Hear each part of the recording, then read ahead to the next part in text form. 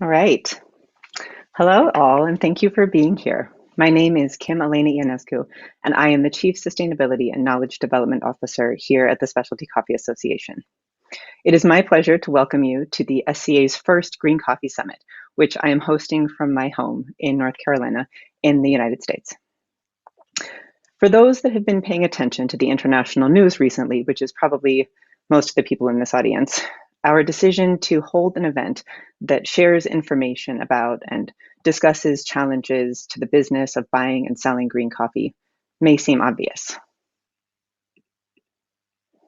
But in fact, this event has been in the works for quite some time.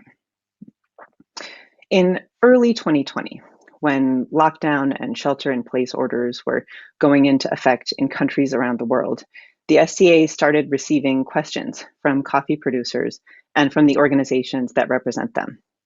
It was on a near daily basis. Everyone was trying to figure out what the impacts of COVID-19 would be on them personally and also on their businesses. And at that point, predictions were rampant. You may recall early speculation extrapolating that retail closures would lead to a massive glut in coffee supply. Many of these predictions did not materialize.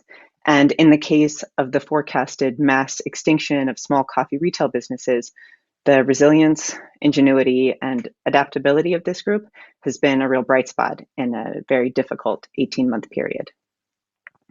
Now, anyone with access to the internet, including coffee producers, can find many predictions and many strongly held opinions offered in response to every question.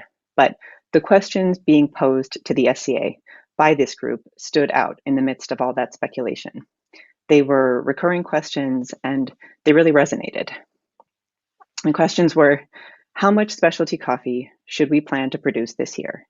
And will the market for high value coffees disappear as a result of this pandemic?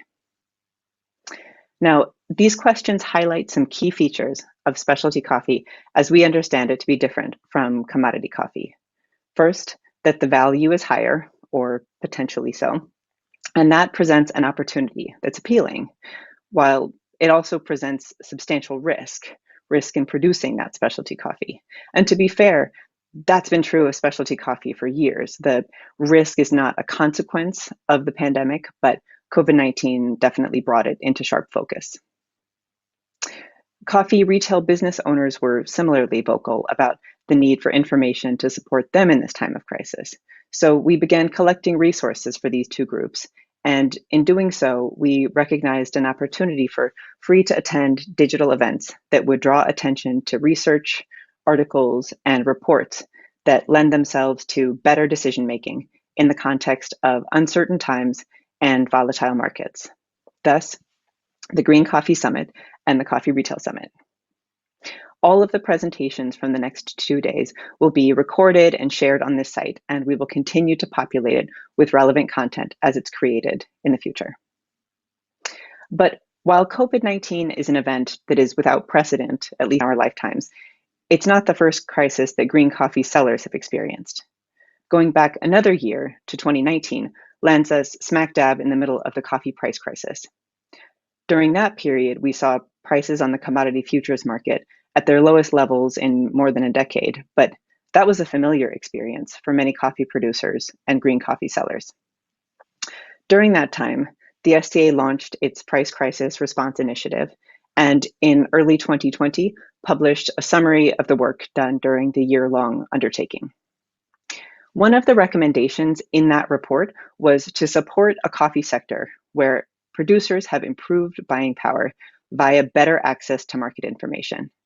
And this event is a step toward correcting the information and power imbalances between buyers and sellers that are as old as the coffee trade itself. These days, we have access to technology that has enabled communication in myriad amazing ways, but more is not always better when it comes to information. It's difficult to cut through the noise and know what and whom to trust. And that brings us here to this summit, where we seek to be firmly rooted in the challenges of the present, while also acknowledging the role of the past in getting us here, and with our eyes fixed on the future that's more just and equitable and sustainable that we seek to create. So, one thing you may notice during this summit is that we will frequently discuss the relationship between specialty and non specialty coffee. While we will focus on the buying and selling of specialty green coffee, strategies for managing risk, communicating, and having impact don't fit neatly into a commodity specialty binary. Instead, we will view them on a continuum with commodity with less special or commodity coffee on one end and more special on the other. In this interpretation, specialty coffees possess more attributes that make them special and valuable to buyers, whether green coffee buyers or consumers of the roasted and brewed product. And commodity coffees possess fewer special attributes and are thus undifferentiated. If you are a stakeholder in both specialty and non-specialty coffee trading, as so many are, I hope you'll bring both of those perspectives to the chat window, which will be on for the entirety of the event and which many of you all have already found. We would love for you to ask questions of the presenters. We will read these aloud and attribute them to you. And you may also share suggestions for topics, presenters, and resources that the SCA should consider including in the Green Coffee Resource Library. So the speakers we will hear from and the topics we'll explore over the next 2 days have been selected to provide an array of perspectives for green coffee buyers and sellers, including from coffee professionals with decades of experience in the roles right there in the middle of the complex web that constitutes our industry. We will also learn from some of the organizations and institutions that provide the financing that keeps coffee moving from one place to another, because to describe value chains in linear terms is to perpetuate a great untruth, a story that may have been created to make communication to consumers easier, but has resulted in the erasure of a lot of important contributors to coffee's value. On this first day of the summit, we aim to develop a shared understanding of the context in which we are all operating through panel discussions and presentations on topics including the frosts that have hit Brazil in recent weeks and the post-harvest processing revolution of recent years. In between presentations and panels, we will be introduced in brief to no-cost tools that are accessible to all and particularly relevant to this audience. Tomorrow, we will narrow our focus to 4 different specialty coffee consuming markets and the features that distinguish them in the experiences of green coffee buyers and sellers operating successfully in these places. By the end of the summit, we hope that green coffee buyers and particularly green coffee sellers will have gained new ideas and strategies at the macro and micro levels that will better equip them to operate in specialty coffee markets. This is our first conference, online or in person, aimed at this group of stakeholders. In the process of planning it, we recognized that we have far more to discuss than can be covered in 2 days. Green coffee buyers and sellers worldwide share many common opportunities and challenges, but this is a diverse audience, and some of those topics are best addressed at a regional level. While we have now run 2 coffee retail summits, one in US West Coast Pacific time and one in Central European time, we are already planning and looking forward to green coffee summits built specifically for audiences in Asia, Africa, and Europe. And before we kick things off with our first speakers and I get swept up in dialogue, I'd like to acknowledge all of the energy and wisdom that made this event possible, from the presenters and panelists to the many people willing to share their benefit of their experience via one-on-one conversations as we were creating this program. I'd also like to thank our sponsors, Sustainable Harvest Coffee Importers, Sucafina Specialty, Atlas Coffee Importers, Algrano, and Inter-American Coffee. Your support makes all of this possible. We're going to start things off today with a 5-minute introduction to a tool that we would be wise to keep in mind as we discuss the fluctuations of the commodity futures market, the Specialty Coffee Transaction Guide. In this first of 4 demonstration sessions, the founders of the Transaction Guide will explain why the tool is important and also how to use it.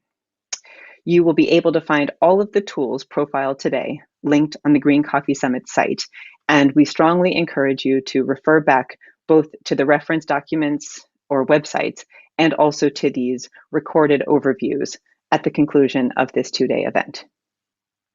After that, I'll see you back here for our first presentation by Annika Eilers-Walders from Red Container Coffee. Thank you so much.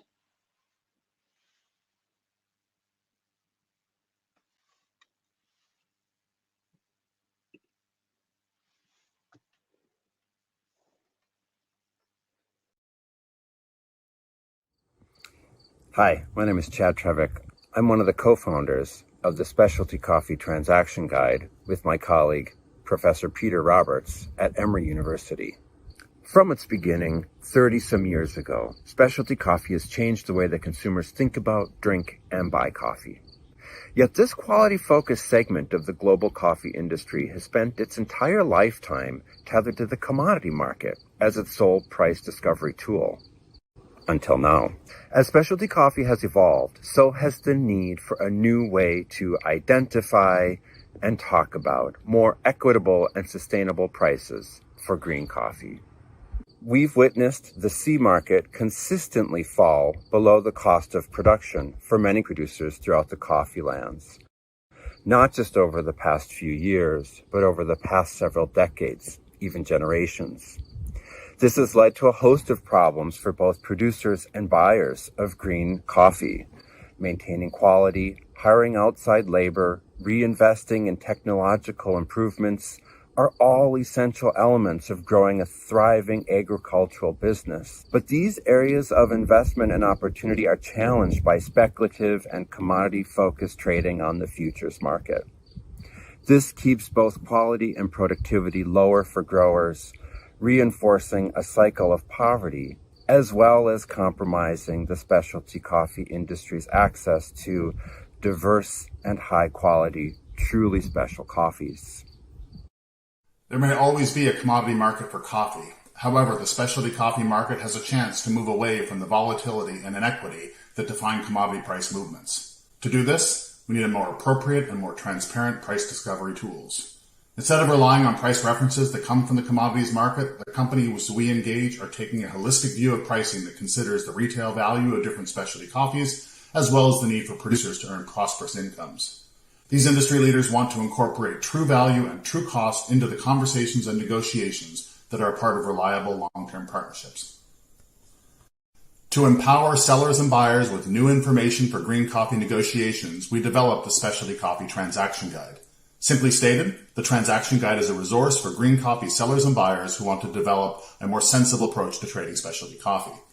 The revised 2020 Transaction Guide is based on specialty coffee contract data from 90 roasters, importers, exporters, and cooperatives. It summarizes more than 52,000 contracts that cover roughly 1.1 billion pounds of green specialty coffee, valued at almost $2.2 billion. Because its tables describe actual prices paid for green specialty coffees, the Transaction Guide provides more relevant information for coffee producers and buyers to consider as a part of their current and future negotiations.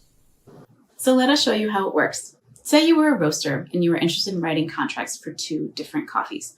One is a container lot of 83-point coffees from El Salvador, and the other is a smaller micro lot of 87-point coffees from Guatemala. The guide offers a breakdown of the lowest quartile price, the median price, and the highest quartile price paid by participating data donors for comparable coffees of both volume and quality. This information is also critically important for farmers, for exporters, and importers, and we encourage every actor along the supply chain to use the guide freely. Rather than providing a hard and fast good price, the data instead allows both buyers and sellers of green coffee to evaluate a spectrum of purchases in order to determine whether their own prices seem in line or off market. Data donors to the Specialty Coffee Transaction Guide also receive a customized harvest report at the end of every season, which offers them a good comparative and detailed look at where their pricing quartiles sit compared with their participating peers. These reports empower each organization to take stock in their pricing as compared to others. This allows company leadership to evaluate their sourcing relationships and set tangible goals for relationship development and equity building through the price of their green coffee.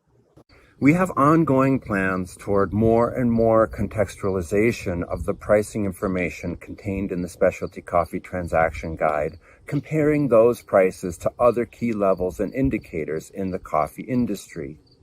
We will work to understand how the figures in the guide compare to various price levels coming out of living income work, existing minimum price schemes, and so on.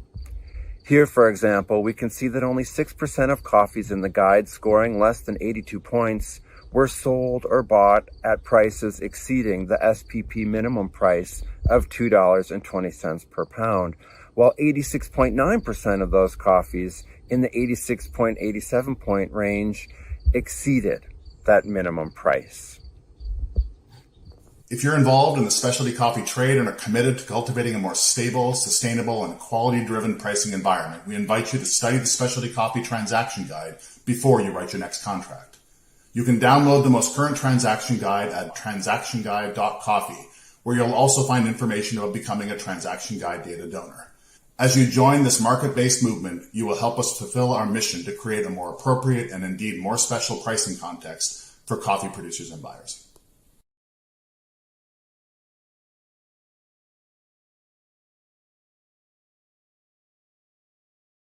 A granddaughter, sister, cousin, niece, and friend of the coffee industry. Annika is the third generation of her family to take part in its green coffee trading and sourcing business based in Santos, Brazil, and she launched Red Container Coffee in January of 2018. Red's mission is to continue the family legacy, find and get involved with new coffees, learn from different producing regions, give back to origin, educate final consumers in the reality outside the box, and connect buyers to their ideal coffee with transparency, sustainability, and research. Annika, welcome. Thank you very much, Kim. Thank you very much, SCA. It's an honor to be speaking in such a worldwide event. All right, let's get it started. I'm going to share, I did a PowerPoint. So I'm going to start sharing my screen. Bear with me, everyone. All right. Okay, so I'm Annika Ehlers-Walters, founder of Red Container Coffee. That is tiny me down in that slide. Looking very happy. That day I was able to enter one of the terminals in Santos Port City, where I was born. Also the port that most exports coffee in the world. At the right, you see some pictures of olives. Joking. That's actually coffee Spring 20 and Pacamara variety. I decided to put that because it shows how in coffee, the most beautiful things you're always learning. This, even though I go every year to Brazil, twice, sometimes even 3 times per year, it was the first time I encountered such a big screen, luscious coffee, which by the way, I'm selling. Yeah, just kidding. But anyways, thank you, SCAA. It's an honor. As you see, I've been in this industry for a while, but it's an honor to be here. The first job I actually got in the coffee industry was in a SCA event back in 2000. I was a booth girl for Cafés do Brasil. My father was also past president in 2005 in Seattle. So yes, as Kim mentioned, I am from a family of coffee traders, 3rd generation. Yet, I had to, get to the coffee fields and get lost in some coffee roads in order to find my path in the coffee industry. So then Red Container came about 4 years ago. My slogan is, what's outside your box? We know the quality, but what about the outside? And my philosophy is quality, transparency, sustainability, repeatability, and research. Enough about me. Let's get this started. This slide shows a little bit of the points we're going to hit. It's many different factors that are adding to our current situation we're seeing in the market as it goes up. But it's not only the market, the seed market that's going up. Prices in general for everyone, costs of coffee is increasing to producer and the logistics side. Of course, the seed market for importers as well as roaster and consequently to the final consumer. So here's some points we're going to hit: the COVID era, logistics, Weather, big challenge for us this crop year, and the Brazilian volume. All right, first hit, the COVID era. The fear of the unknown, port restriction on shipments, unloading and loading from COVID dangerous zones, worldwide lockdown, social distancing, limited travels, limited workforce at farm level, which is the biggest issue I've been seeing from my producer friends. Every single one of them were complaining about how hard it was this past crop year, and since COVID hit, to find workforce. Everyone living in a lot of fear, of course. Closing of coffee shops. Wow, I don't know how you guys manage that. And of course, the physical and mental state of the world, as the world is forced to adapt to a new reality. The list can go on and on. But yeah, let's start with some images from last year. This is when COVID hit. I was living in Florida. Needless to say, coffee brings a lot of travel, and Florida was a very strategic point where I'm 8 hours from anywhere, very close to Centrals, to Brazil, to the American market, yet 8-9 hours away from Europe. So it was a good point to be. But when COVID hit, I decided to move to Denmark. And my Danish grandfather actually moved to Brazil on behalf of coffee as a coffee buyer. And I thought with the closing of all the conferences and limited travel, it would be a good idea to move back and teach my kids some Danish and some Danish culture. But prior to moving straight here, it was early harvest season, so I decided to go to Brazil. Everyone was calling me a little bit crazy. At that point, we didn't really know too much about COVID, and of course, the fear of entering an airplane was there. But I decided to go because this is my job. This is what I do. Red Container is all about connecting origin to the final consumer, to the buyer. So I took my chances and I went. Here's a quick video. It's just the start. The full video, it's in my Instagram, my coffee adventures there. But it shows a little bit of that initial chaos. As you see, this is May 8th, so very early harvest. Probably the weirdest and the weirdest flight I've ever gone. When I got to Brazil, a lot of blocked roads, protests. Here you can see the coffee street, Santos postcard, usually full of coffee traders, completely empty, a very symbolic coffee trader with his mask. And of course, new SCA cupping protocols for the quality control made a lot of cuppers really hard. Not easy to manage both spoons. Yeah, Kim? Annika, I'm going to interrupt you. I'm sorry. Because No the problem. screen isn't sharing on the audience side, although you can probably see it in the backstage area here. So my colleagues are suggesting restart the sharing of the screen. All right, let's do That's all it. the tech savvy I have to offer right now. Let's try, because it would be nice if I could play the videos. It shows, I wasn't doing in June, so it will show a lot of what's going on now. Let's try again. Okay, entire screen.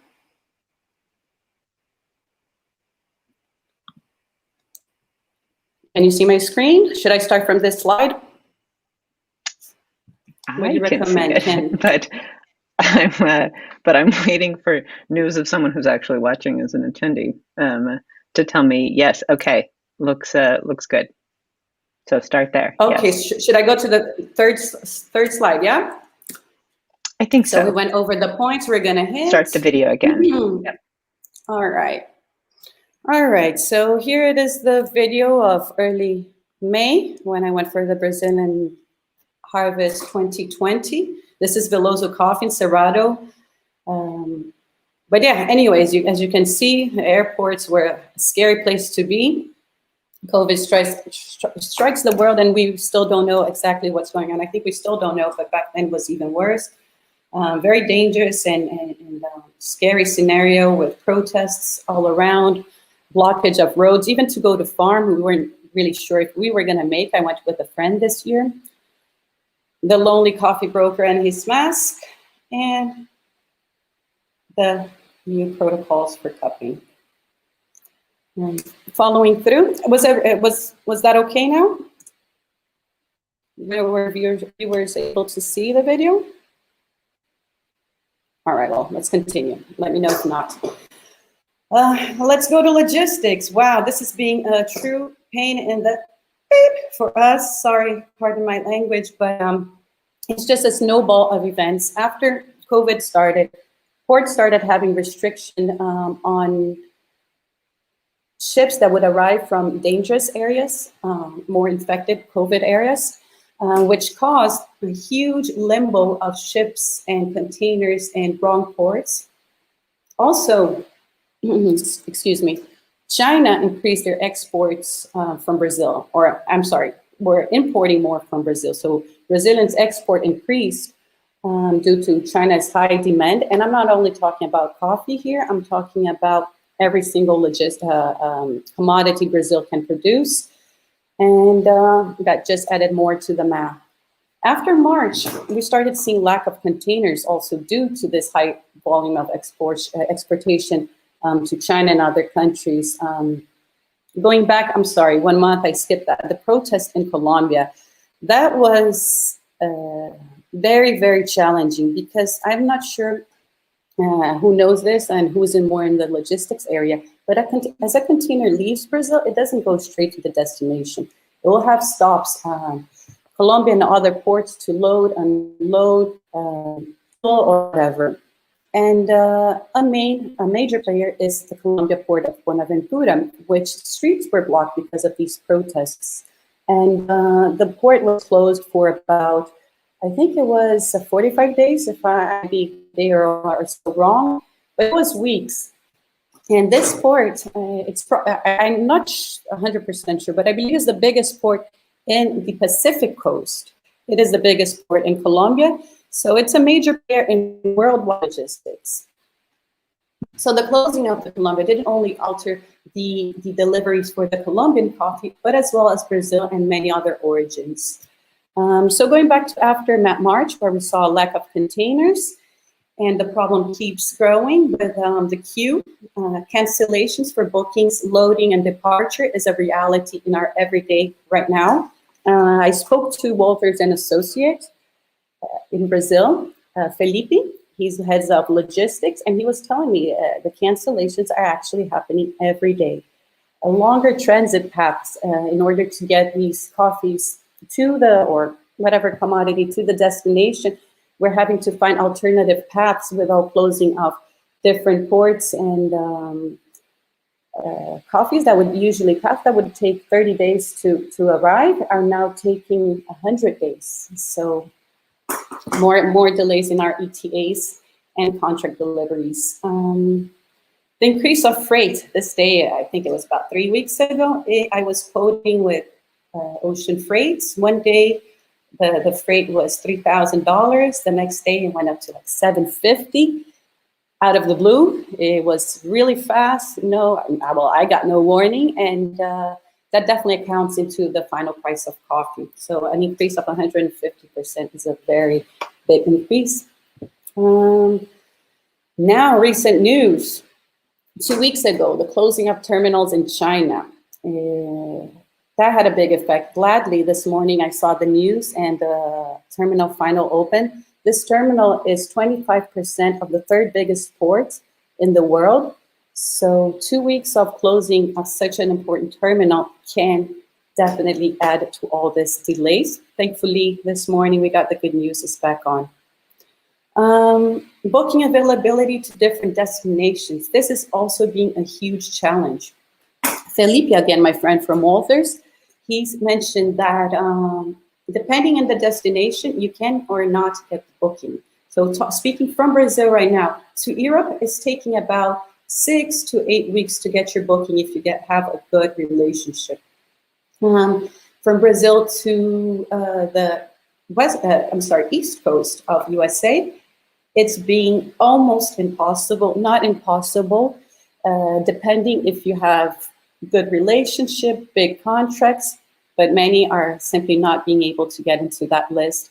And West Coast is even worse. So it's been a challenge. Not only the delays, now we're not being able to find fast bookings.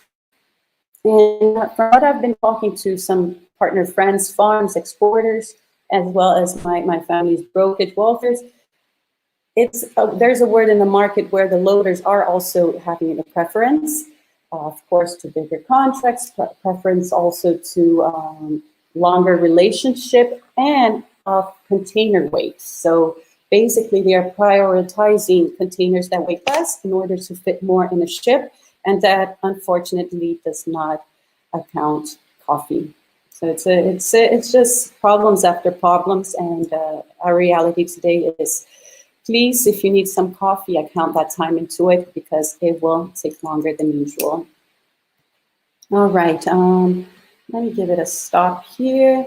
So the top video, we're gonna speak about the perfect storm right now, which was when the frost arrived. And the top video, you're gonna notice some. I'm sorry, let me just stop this one. The top video, it's Brazilian results in the south of Minas. This is one of my partner farms, fazenda Santa de Virgens. You'll see several different images, but we'll go back to that.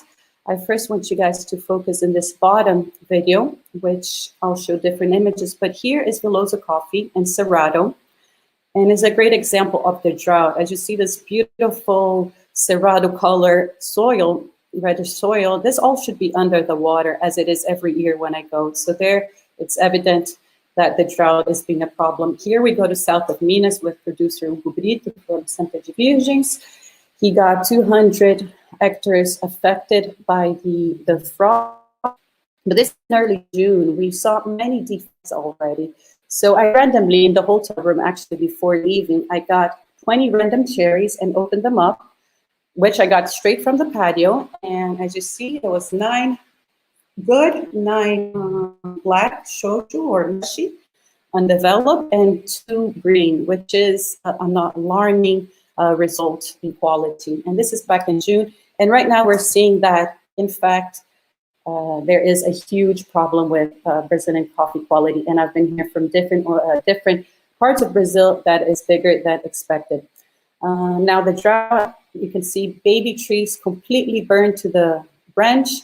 In other images, you can notice you still see a little green leaves in the bottom. That's less of a damage, but the scenes are a horror show. This is a Recepa. I filmed this in Matas de Minas in one of my organic farms, Clem.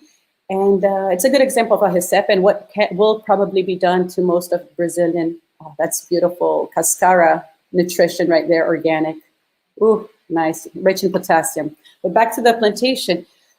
This is a plantation that was 10 years old. They did 1 year ago the Recepa, so it shows how much it can grow in 1 year time, which shows how much it will take for us to get these trees back into production. So we're talking about 3 years until we see those beautiful cherries again for trees that will have to go through the Recepa, the cutting of the branch.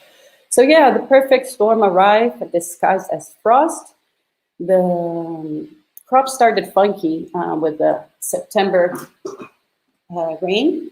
Instead of having one nice flowering, we had up to 4 different flowerings, depending where the farm is located, which caused, of course, different development stages, and it results in more greens. We have to remember Brazil is mainly mechanical pick, and the machine cannot separate the unripe from the ripe, so it all goes in the batch, and it results in more greens in the lots. The malfarmed beans due to the lack of rain and extreme heats that followed.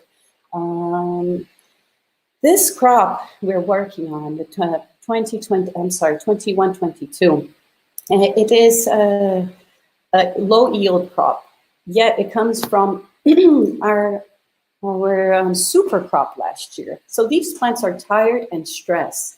So over all this stress, they've been in the super crop last year. Now they're having to deal with the extreme heat. So they are not rested plants. And that can be even bigger of a problem. Then, of course, the perfect storm, frost. Out of nowhere it came. I was talking to producer Hugo Brito, my South of Minas partner, just the whole day before, because I was editing some of his images, and he gave me no warning. The next morning I wake up with the news from Walters and Associate of frost. I'm calling everyone, and everyone was gone by surprise. It arrived like a ghost, and the damages were so much worse than everyone could ever imagine or account. This frost is actually compared to the worst frost we had in 1975. So both of them considered very severe, and the result of how much it was damaged is still being accounted, because it really depends how deep the tree got burned. And now a current and a future concern is the drought, which is being a serious issue. Today, this morning, I talked to producer Mariana Veloso from Cerrado, and she did say, well, yeah, there's a forecast of a little rain, but don't be glad, because they're talking about 10 millimeters of rain. When to go back on track, they need at least 30 millimeters every day for many days in a row to recoup and to get the plants back to the healthy stage. So, and she also informed me, which is quite sad, is there's many burnings of plantations, and she inclusively had one herself. She just gave me this news. It was not a coffee plantation that burned because of the drought and the extremely high temperatures in Cerrado. It was part of the local vegetation. But it's a crazy, sad scenario, and the hopes for rain is very little, and now we have to observe day by day and see and pray. And yes, this time it's really fortunate for those that have irrigation. Thankfully, Mariana has. In Cerrado these days, it's impossible to do without the irrigation system. In south of Minas is a little bit more doable. So yeah, let's keep an eye on this drought. As you saw in this first scene here, the water is a pretty low tide. So huge concern. The aftermath, oh my God, I think this is the slide I have the hardest time to speak about, because we don't have the numbers yet. It is very hard to account with everything that's happening, how much we have. We are still harvesting. We're at the very end of the harvest. I would say maybe 90, 95 already harvested, but we don't have these numbers yet. Procafe is accounting the damages, and will probably release in 1 and 2 weeks their numbers. From what I've been speaking to producers, they're in the average of 56 million bags total production for crop 21 for 2021. Yet, I have friends from the Agronomic Institute, Sergio Pereira, which said he's very, he's an agronomist, so he's not a producer, a very neutral opinion. He said he thinks it will be less, but these are opinions. In the end, we do have to wait a little bit longer, finish the harvest, check the damages with the frost, and yeah, and then have for a certain number. I'd like to quickly mention, I know my time is done here, the nurseries. A lot of nurseries were also affected. So these are numbers that in 2-3 years we would have, and now we do not have these coffees planted and coming production in the next 2 to 3 years. And quickly mention also the certification. If you like certified coffees, I will tell you, and you haven't bought it yet, I would tell you to, or advise you to go ahead and make your call, because as UTS and RFA unite, we will have a lower quantity than actually people think, because a lot of producers that have both certification, let's say 100 bags of UTS, which are the same 100 bags of RFA, now that they unite, people were overall they were accounting 200 bags, which in the reality is only 100. So there's a true fear from myself that we will have a bigger demand than certified coffees available.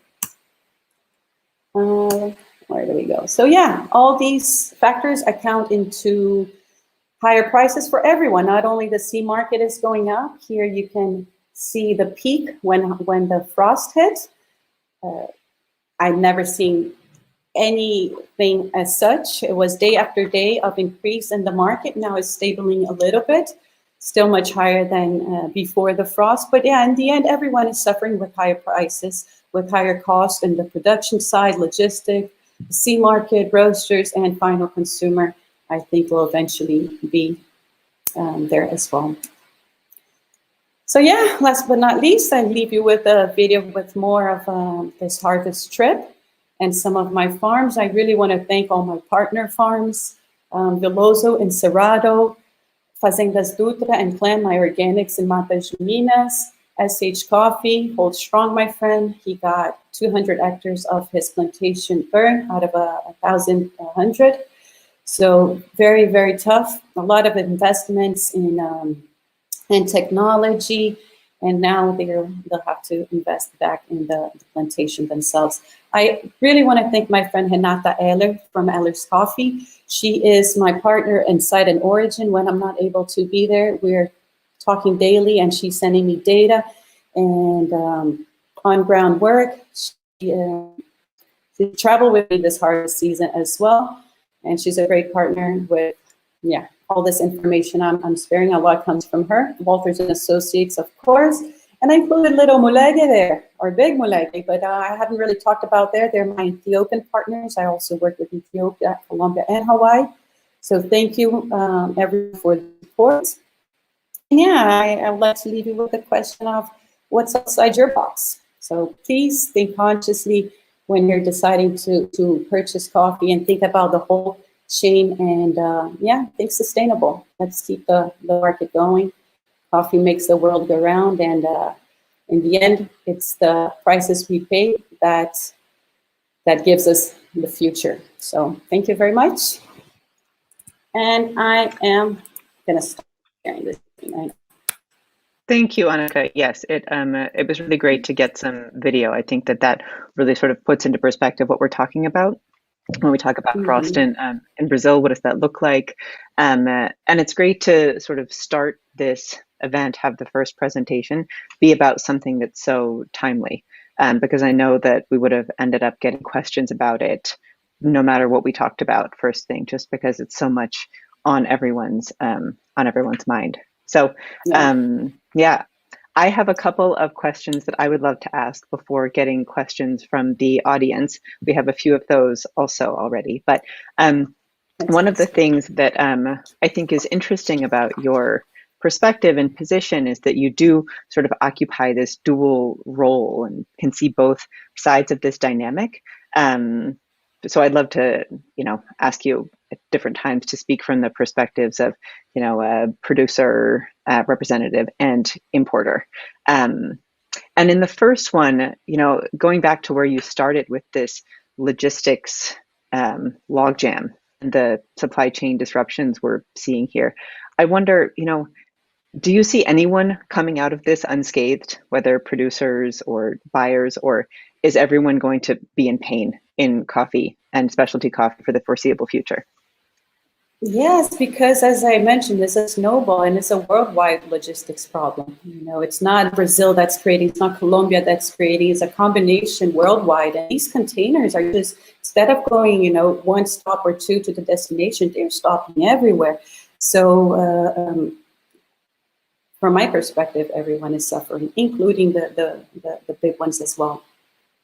With cost, with time, and because it became a problem as well. The time to get the booking, and once the coffee actually loads and leaves, the time to arrive is triple as much. Yeah. So yeah, I think everyone is getting hurt. Yeah. Most of the questions that have come in from the audience and the other ones that I have relate to the frost kind of angle or the frost piece of your presentation. So I wondered, Red Container was founded in 2018. So, you all don't maybe as a company have experience with the last frost, but your family's companies surely would have been. And I wonder how long it takes to rebuild after an event like this, and whether you anticipate a significant number of producers exiting the market after an event like this. Yeah, so yeah, the frost I wasn't present in the 75, but I hear about it, but yes, no, but a frost takes about 3 years to recoup. And the plants will never produce the same. That's a fact. So it will be a lower yield, lower quality. It's just never back to the higher health state of the plants itself. And do you anticipate people getting out of coffee production as a result? Oh yes, yeah, it's happening already, and it is a great fear because, again, it takes 3 years. Smaller producers, some of them lost 100%. My producer lost 200 hectares of 1,100, so we're talking about 20%. And but still, he has some coffee to deal and to get over this hard year. But what about smaller producers that actually lost everything? They got that whole, because what happened to this frost, it was really strange. If you see the scenes from above, airplanes and pictures, it was like God sneezed, and it's just everywhere. And it even got Cerrado, which is the first time. When I woke up, I was calling all my south of Minas contacts, my Matas de Minas, high altitude. The last person I called was Cerrado because I didn't even think it got hit there. When I called Mariana, it also got hit there.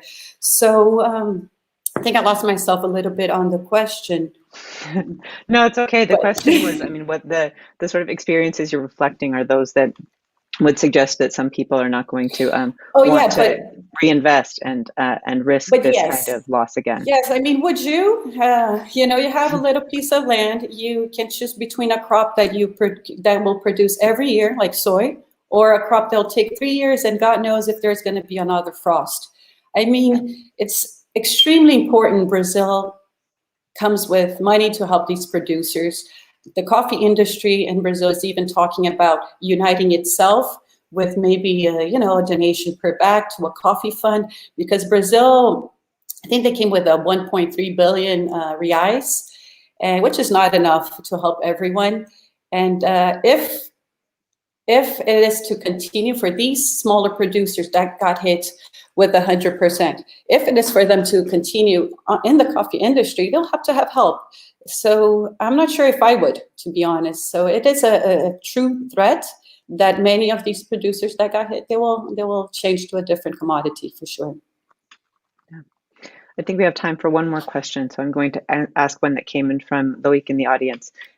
He asks, were only full sun farms heavily impacted by drought and frost, or shaded plantations too? Well, as I said, it was a big splash everywhere. Most of it was south of Minas and lower lands closer to water, which, usually you have a farm close to water. Great, you have your natural irrigation there. But in a situation of frost, it's actually, it provokes it stronger. So mostly it got a little bit of everyone. Cerrado, Matas de Minas, no. But Mogiana, Cerrado, and south of Minas, splashes everywhere, yeah. Mostly lower lands closer to water. I'm going to sneak one more in from Lindsay because it's a good segue or a good build on the last question. Lindsay asks, is there anything being done in automated frost mitigation systems in the area? I don't know anything about those. Do you know what that person is referring to? That. No, I'm not. So if anything is done can you ask in again, terms please? Of automated frost mitigation systems? No, I'm not aware, but I don't believe so.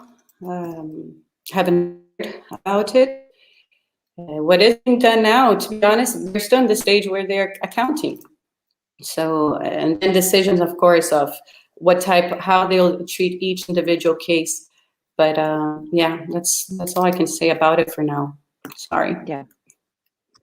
No, this has been great. Thank you so much for everything that you've shared here. It's a really great snapshot of this moment in history that we're all living through.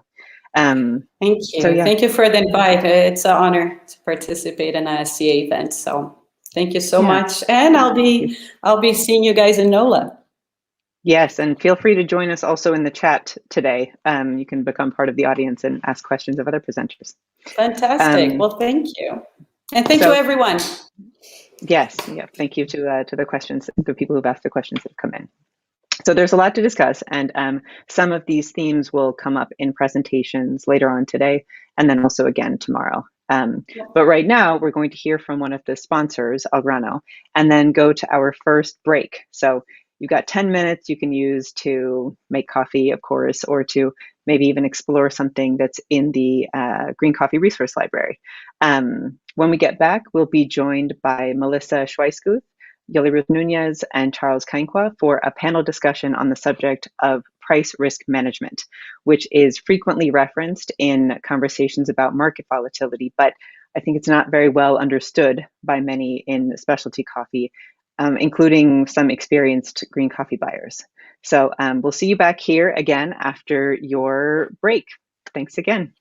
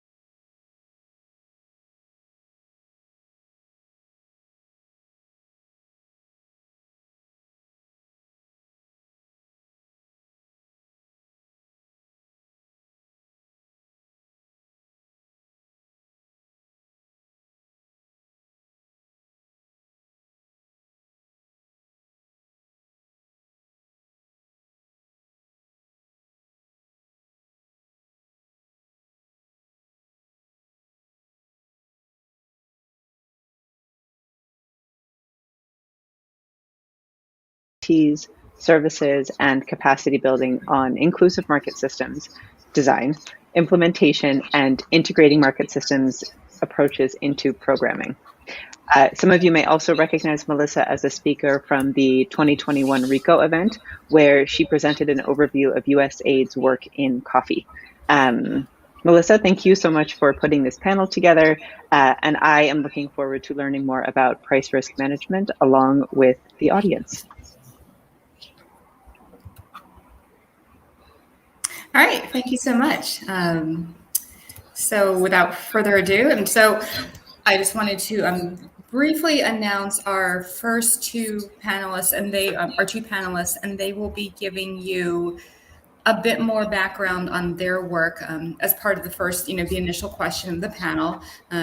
So we've got Charles Kanqua, who is the Technical Services Coordinator at Farm Africa, and he's all the way in the east coast of Africa, so we appreciate him staying up a bit later to join us. And then we have Yola Ruth Nunez, who is a Senior Social Performance and Capacity Building Officer at Oicocredit, and she is based in Peru. So we've got quite an international team spanning multiple time zones, and I'm comfortably sitting here in Washington, D.C.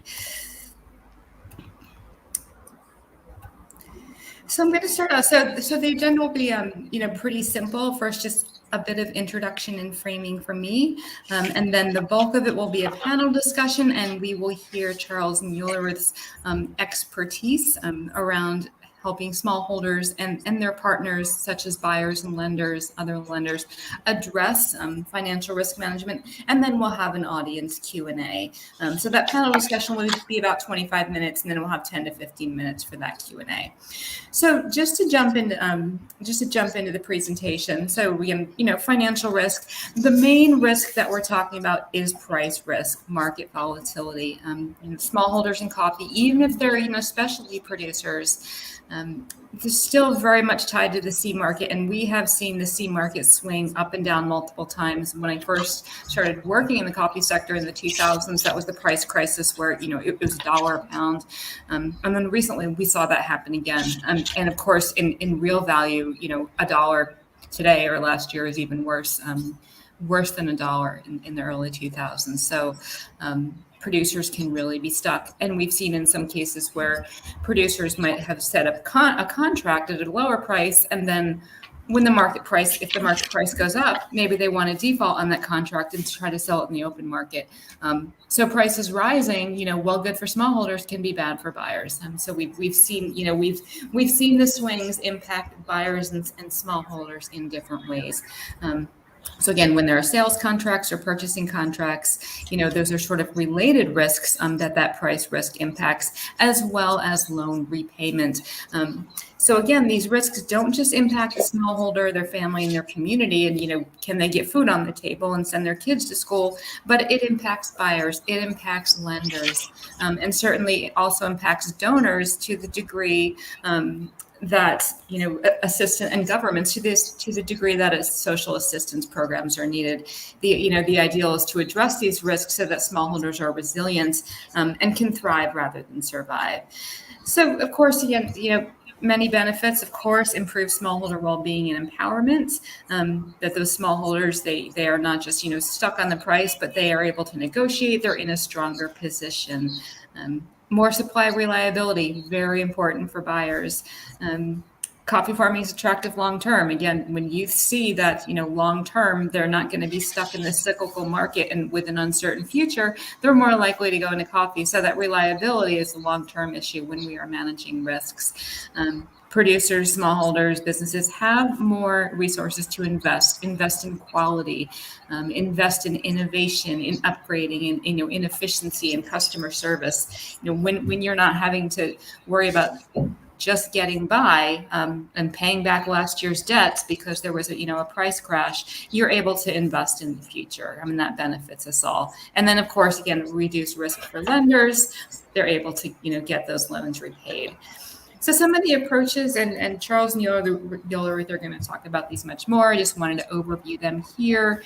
Alternative market channels. We have seen auctions where producers can get quite frankly, astronomical prices.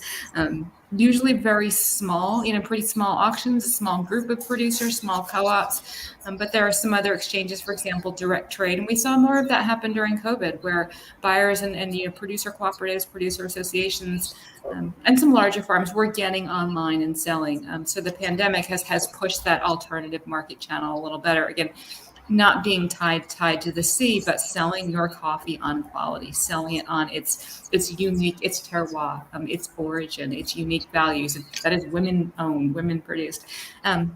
Aggregation. I'm sure that Charles will be telling us a bit more about producer organization, as well as Yola Ruth. Just aggregating so that there is, that risk is distributed. And then again, when you aggregate, you can buy a warehouse and do some other, you can invest in other risk management mechanisms that quite frankly aren't affordable or accessible to an individual smallholder. Flexible sales timing with warehouse receipts. So again, producer can go sell their coffee to the warehouse. It goes in the cooperative warehouse or the government-owned warehouse, the exchange warehouse. They get a receipt for the value. They can take that receipt to the bank and they can get a loan. And then whoever owns that stock in the warehouse is then able to hold it and sell it when the market has the best price, instead of instead of having to sell it all at once and there's a big glut in the market. We see that a lot with some storable commodities, grains and cereals, can also be done in coffee. And then, again, reallocating risk. So you're having a contract where there could be an optional differential, where say that the seller could pay a little bit more to have a guarantee that if the price goes up to a certain level, I will get that price. And options trading, which can be integrated, into those contracts, but also a separate thing.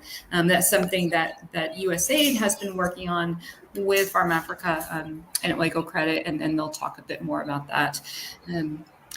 And that's, all I've got for those, but I just did want to give a little framing up. So, I'm with USAID and we have coffee work around the world in about 18 countries. And we realize that, you all realize that smallholders face enormous risks, enormous financial risk. Our goal at USAID, we're the government's International Development Relief Agency.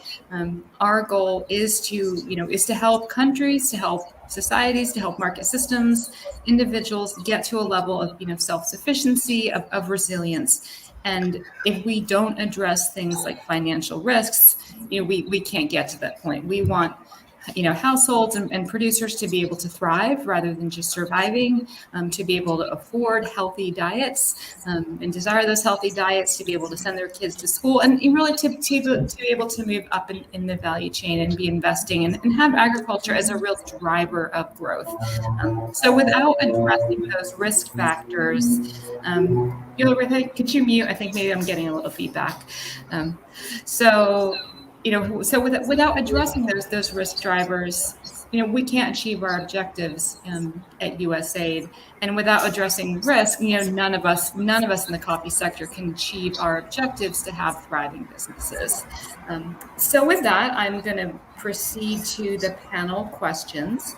And the first question, so I'm going to start just, in alphabetical order, Farm Africa first, and then Oiko Credit. We just in a nutshell, can you, summarize your work supporting smallholders and buyers in implementing smallholder risk management? So just so the audience can get a sense of what are some of the things you do here. For example, the services you offer, do you work with smallholders or buyers or both? So let's hear from Farm Africa on that question. And if you could mute when, and I'll do that too. Let's all mute when we're not talking so we don't get feedback. Yeah, thank you, Melissa, for starting up the discussion. On the side of Farm Africa, we are an international organization, which is UK-based organization, working to introduce or to use the PRM tools and the strategies to introduce them to producer organizations. And then we work in collaboration with different stakeholders, including agricultural lenders. And we focus in 5 key coffee growing countries, which is Tanzania, Kenya, Ethiopia, Uganda, and Democratic Republic of Congo. And then usually our approaches involves training of the producer organization staff on the subject, like for this case, price risk management. And then and that training would be done either physical training or online training. And then it will also include technical and fundamental analysis of the international coffee prices, things like inventory management and different financial tools. But also we provide kind of mentorship services to cooperatives, and then so as they can utilize those tools effectively, because we know that they need also to implement them in order to see what really is the success or achievement of utilizing them. Currently, Farm Africa works with, as I said, with financial lenders or credit facilities. So in this case, in our project, we work with Root Capital, who provides credit to the producer organizations who will be de-risked after going through the price risk management training. We don't work directly with buyers, but then buyers will benefit out of the producer organizations being able to manage their inventory and also fulfill those contracts, because it will be indirectly that way. And also we are not only providing financial or financial risk management training, but also we are providing a kind of governance and then overall management training, so as you have good governance, so as it can help to propel the approaches, the price risk management approaches and tools. And then the last thing probably to know about Farm Africa is that we also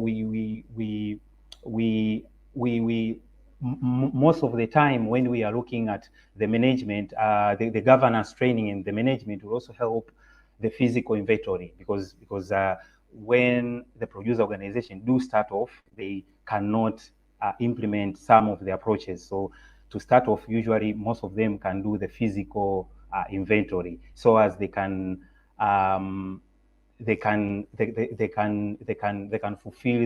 the contracts that they have at that point. So thank you so much.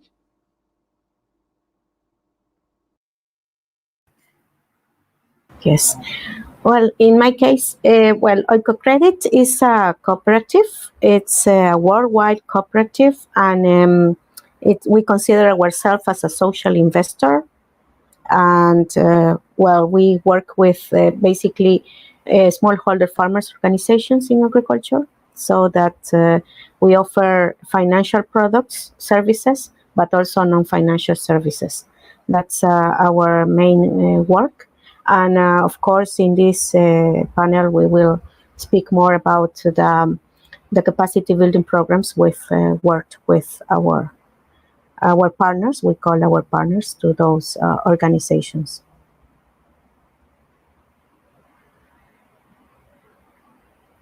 Great. And Yola, did you have a slide you wanted to show now, or or later? Well, we can, as you wish.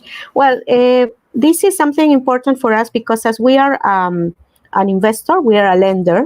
So when we do an evaluation of the organization and of the farmers, we have clearly identified the risks the farmers face. And of course, we've tried to integrate that to the organizations, so that we know the strengths of each farmer-based organizations, and also the weaknesses they have. And based on that is that where we work. We have focused our efforts on capacity building since the beginning of our work, in this case with coffee organizations, is that you can see there, the different risks. And of course, we started mainly with performance or management risk, where it was the basics maybe, because this performance risk is more about the support that the farmer, the producer can get from an organization, for example, no? All the part of the logistics, all the part of the setting a strategy for selling the produce, the prices they have to set, the fix, the margins they can get. So all this around is a big risk that an individual farmer can face, no, if they want to sell their produce. But when it's organized, is maybe mitigated, but still the organization as itself has a very big risk there to ensure also the productivity and the quality of the produce, the physical and security, because of all the part of the logistics and transportation is very important. Climate change, because that's another one that it's we are still working on how to work with it. Governance, and which is maybe governance is a risk that as a farmer individually may not have, but when they become part of an organization, it is a really, really big risk. And price volatility, which is more in the case of coffee, because it has become a very important risk that needs to be mitigated. And that's how Oikocredit has been working. Maybe 15 years ago, we started with capacity building programs, setting on performance, and as well as the organization improve certain areas, we've been progressing on these capacity building programs. And nowadays, we are focused, at least in Latin America, in the price risk management, which it's actually at the end has to be a little bit more, let's say, we have to see the overview, because we cannot get or work into the risk is individually. We have to, at some point, manage a mixture of risks, and the programs need to include many of the risks. For example, what we've learned in our work is that governance needs to be a mainstream in any project that we manage, because you can be perfectly educated, the staff may be trained and have all the resources, but because of governance issues, it can fall down. So that's how we have our strategy towards the capacity building programs we offer to our partners.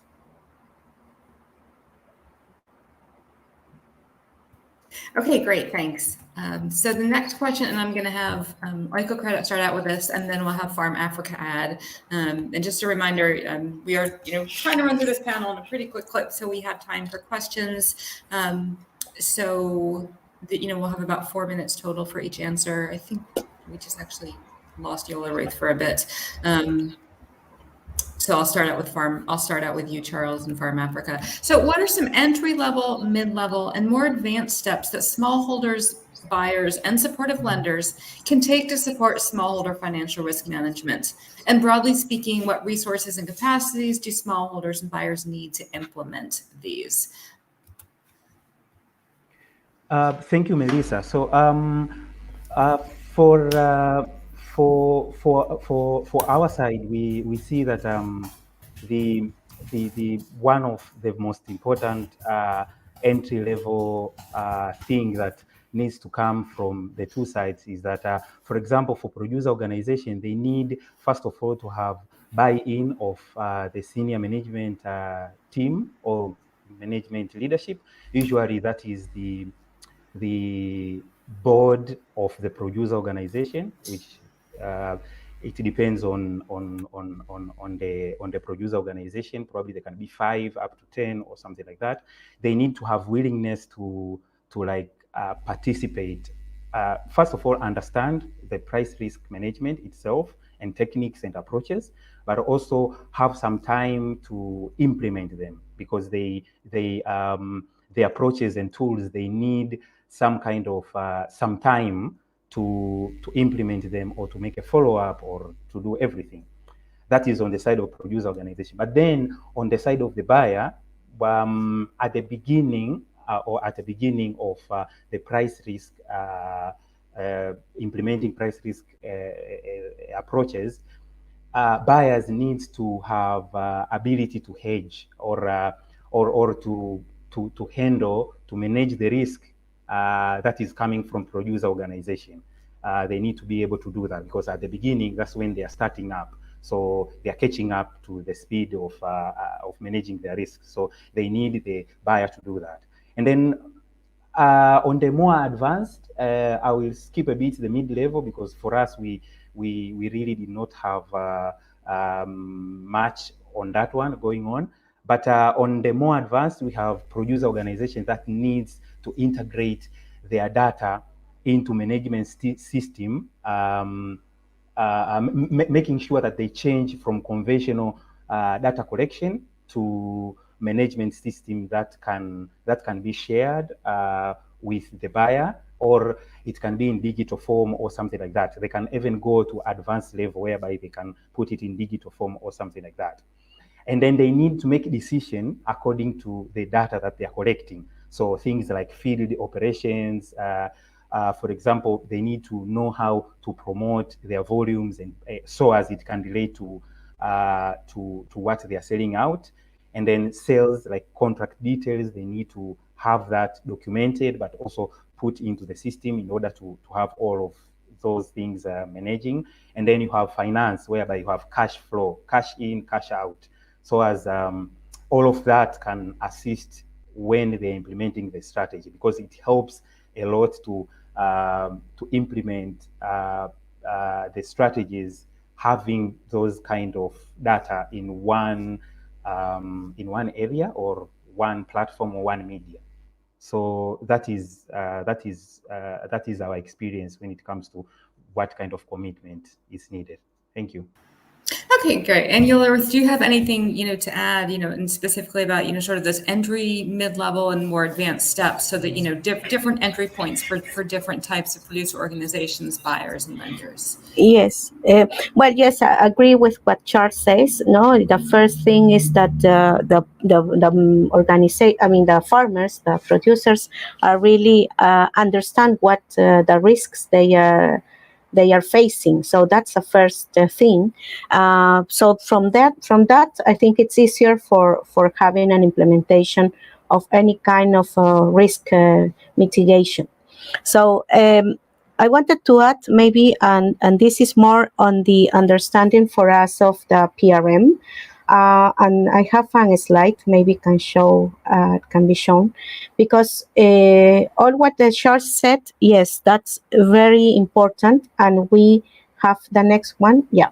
So this is what we call the steps to mitigate price risk. So we in the project we organized the steps the organizations have to follow.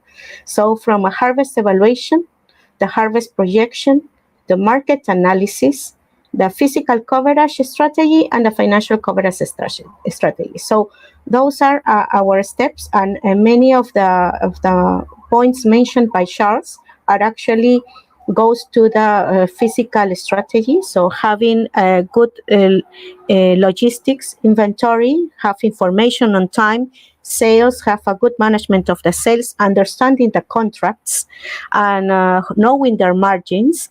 So this is something that helps for the organization, as Charles mentioned, to really take decisions if they need to go to a financial coverage strategy, which means the use of options in cases needed. So this is, I guess, what I can share.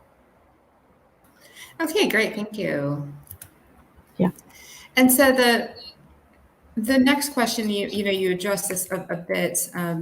So we'll have Credit go first, and then Farm Africa. What types of financial risk measures are accessible, for individual smallholders, and which are generally accessible only for, aggregated smallholders such as contract producers or larger producers, or, say working through a buyer or a lender?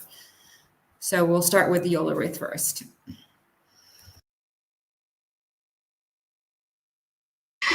Yeah, at individual level, it's more difficult, I think, for the farmers to have access to resources. In some countries, the governments do have a ministry, and they already have some projects related to risk management. But I think that that when the farmer or the producer has access to his peers or to her peers, no, that's the first step, no, to get some resources, because normally the peers, the other producers can have more information, more access, and when they become part of an organization, definitely they have much more resources on how to implement their mitigation of risks. So in our experience, when we work with the farmers and the organizations, when we speak with farmers, they normally don't find also, sometimes they say, yes, I have a benefit from the cooperative, but sometimes they say, I don't.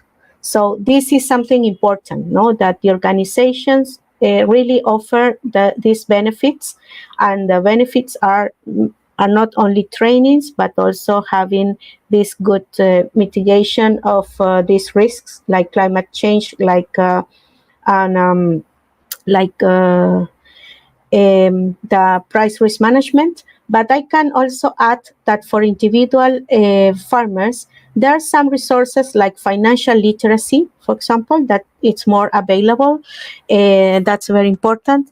And also, in some cases, they can get some financing for their crop work.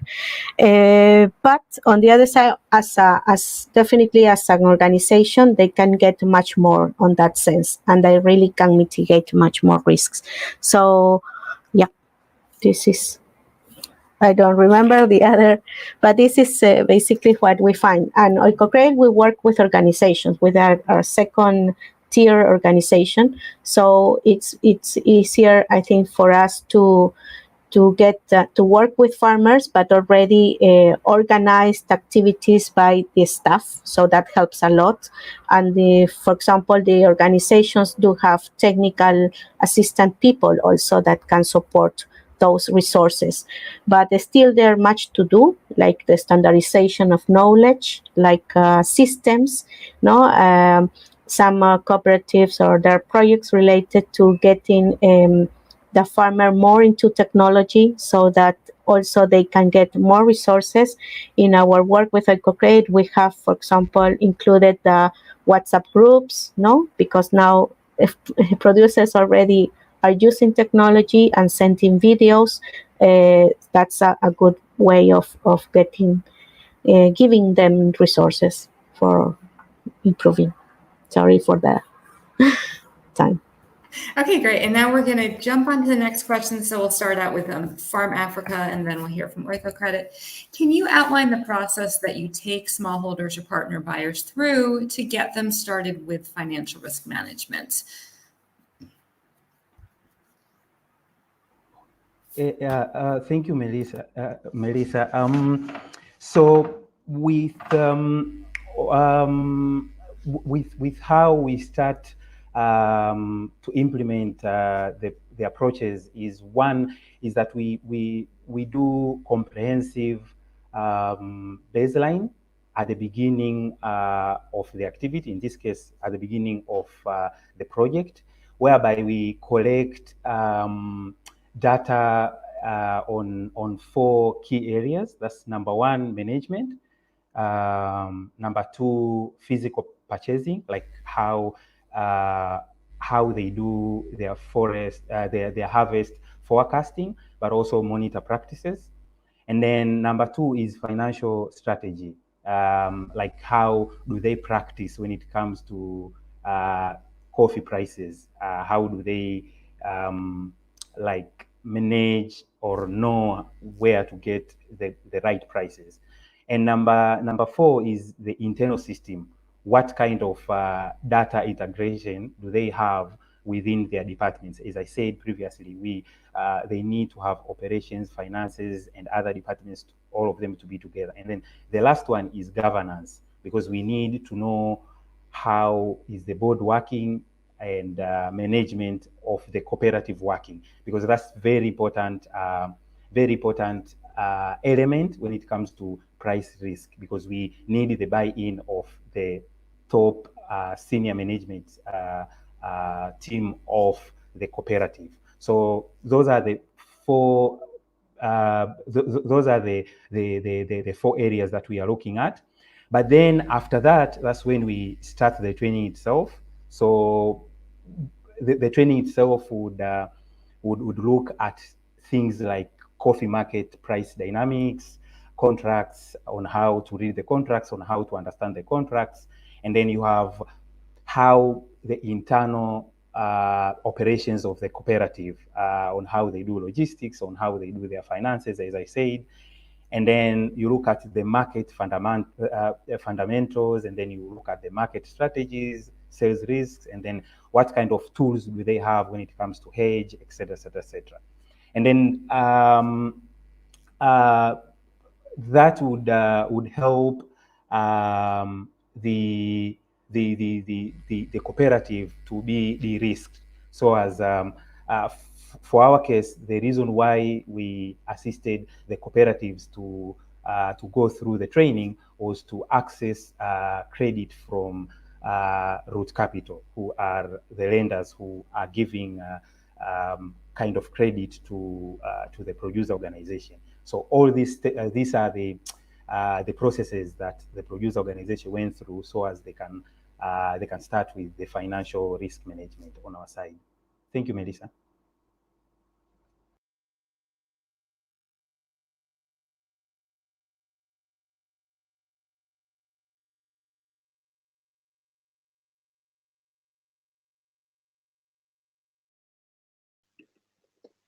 All right, I think we may have lost Melissa.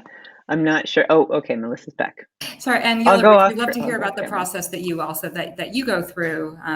Feel free to briefly reference anything Charles said, but would love to hear about your unique process, as well as the assessment with the spidergram, if you're willing to share that.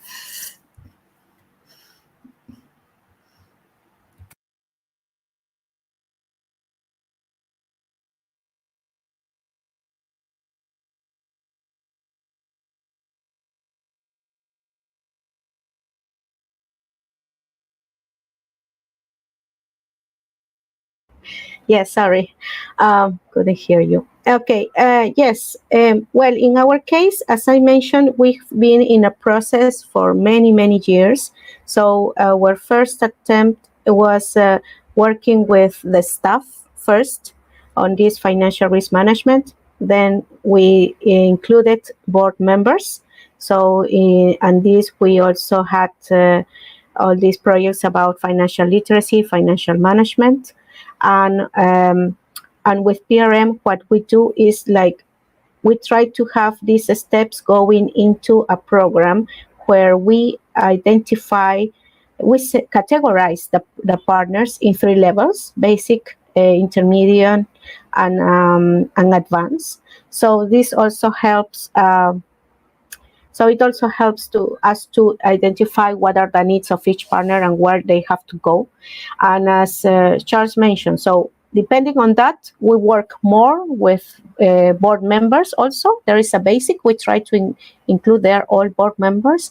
And then we also have this strategy of working with 3 members of staff. It's not just one. We need to have the sustainability of the knowledge that they are getting, the organization is getting. So that's a strategy we have. And what we've done is we offer different components. We have the trainings, but we also have the mentoring programs. We also have the peer-to-peer sessions, and those helps us to make a continuation, not only to give knowledge, but also to implement. And that's maybe what takes more time with individual sessions. Thank you. Okay, great.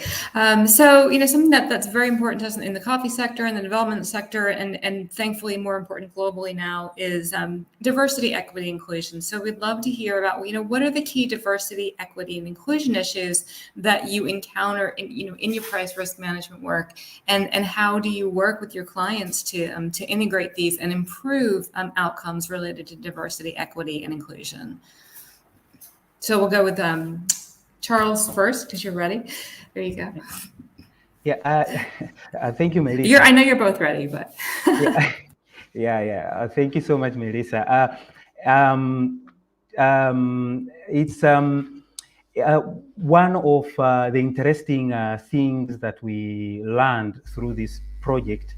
As I said, we are working in 3 countries. We were implementing the workshops to 30 cooperatives from 3 different countries: Uganda, Rwanda, and DRC.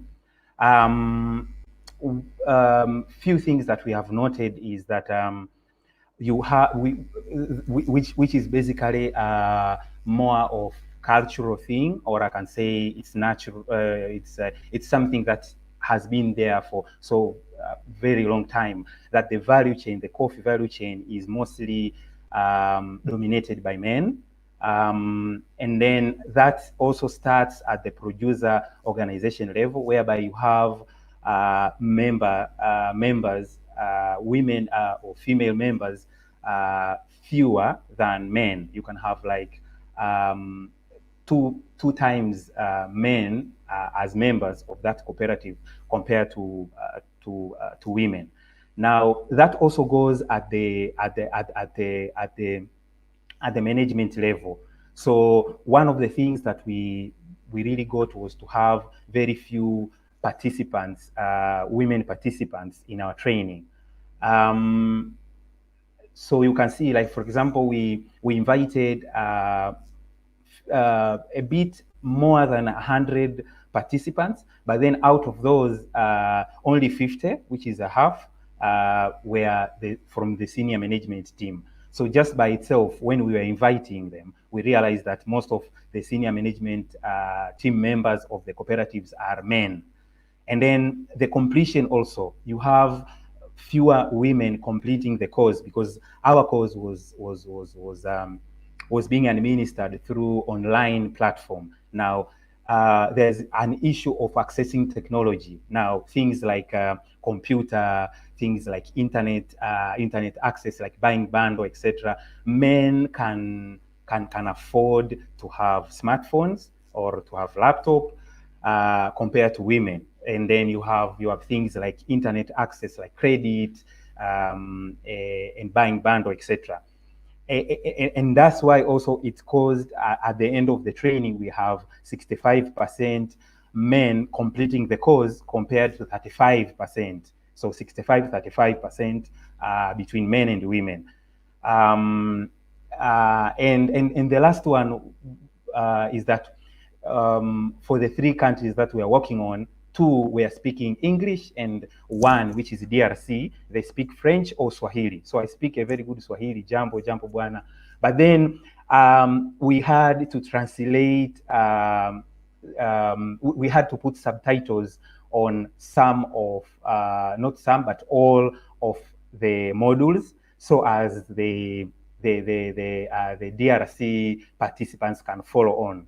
And that was something that we planned at the beginning. At the beginning, when we were starting off, and then it helped a lot to include the participants for DRC. We also had supporting Zoom calls. We made sure that we have a translator who can also translate for the participants from DRC. That was very useful for inclusion for participants from DRC. So those are the 3 points that we went through, and then we realized as we were going along implementing the project. Thank you, Melissa. Okay, great. And Yola, do you have anything to add? And this will be our last panel question, and then we'll jump into answering the audience questions. We'd love to hear your answer. Yes. Yes, just to add about well, in all our programs, we include the farmers and staff together. No, this is important that they have a link, and activities are done based on the organization. So they need to work together, and this is important part for governance. No, if they need to make plans, if they need to make plans of implementation, they can do that together. Another point of women, yes, we put a quote of the number of a percentage of women that should be participating, even if they are not members or of the organization, but maybe they are the wives. And young people also, it has been very important, especially last year with the COVID, because they were more into smartphones, or at least into technology, and they really helped a lot in the virtual sessions. So, and actually, I can say that based on our results on the project we had, we find that the organizations that really advanced more were people conformed by young people, and also including women in their management team. Thanks. Okay, great. And now we're going to take some of the questions that were in the audience chat. And so the first question in the audience, well, not the first one. The first one we'll do is, how has the current price surge affected producer organizations in East Africa and Peru? Particularly with related to price risk management. So, how is it affecting them and their strategies around this?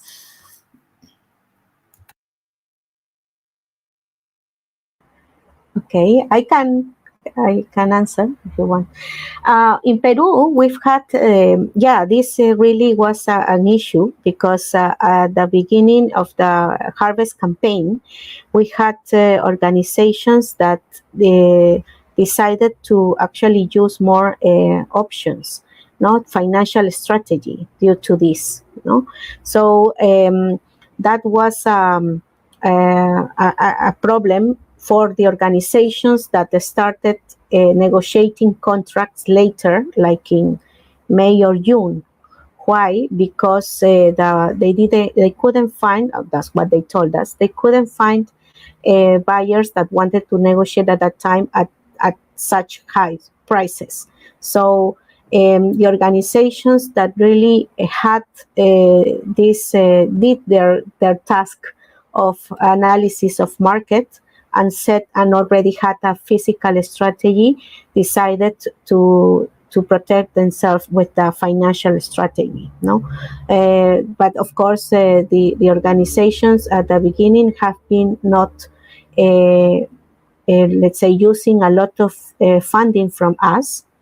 But in the later months, yes, they have. So this is what has been happening, but it has been a huge impact, yes, with the cooperatives. Okay, do you have anything to add on that question, Charles?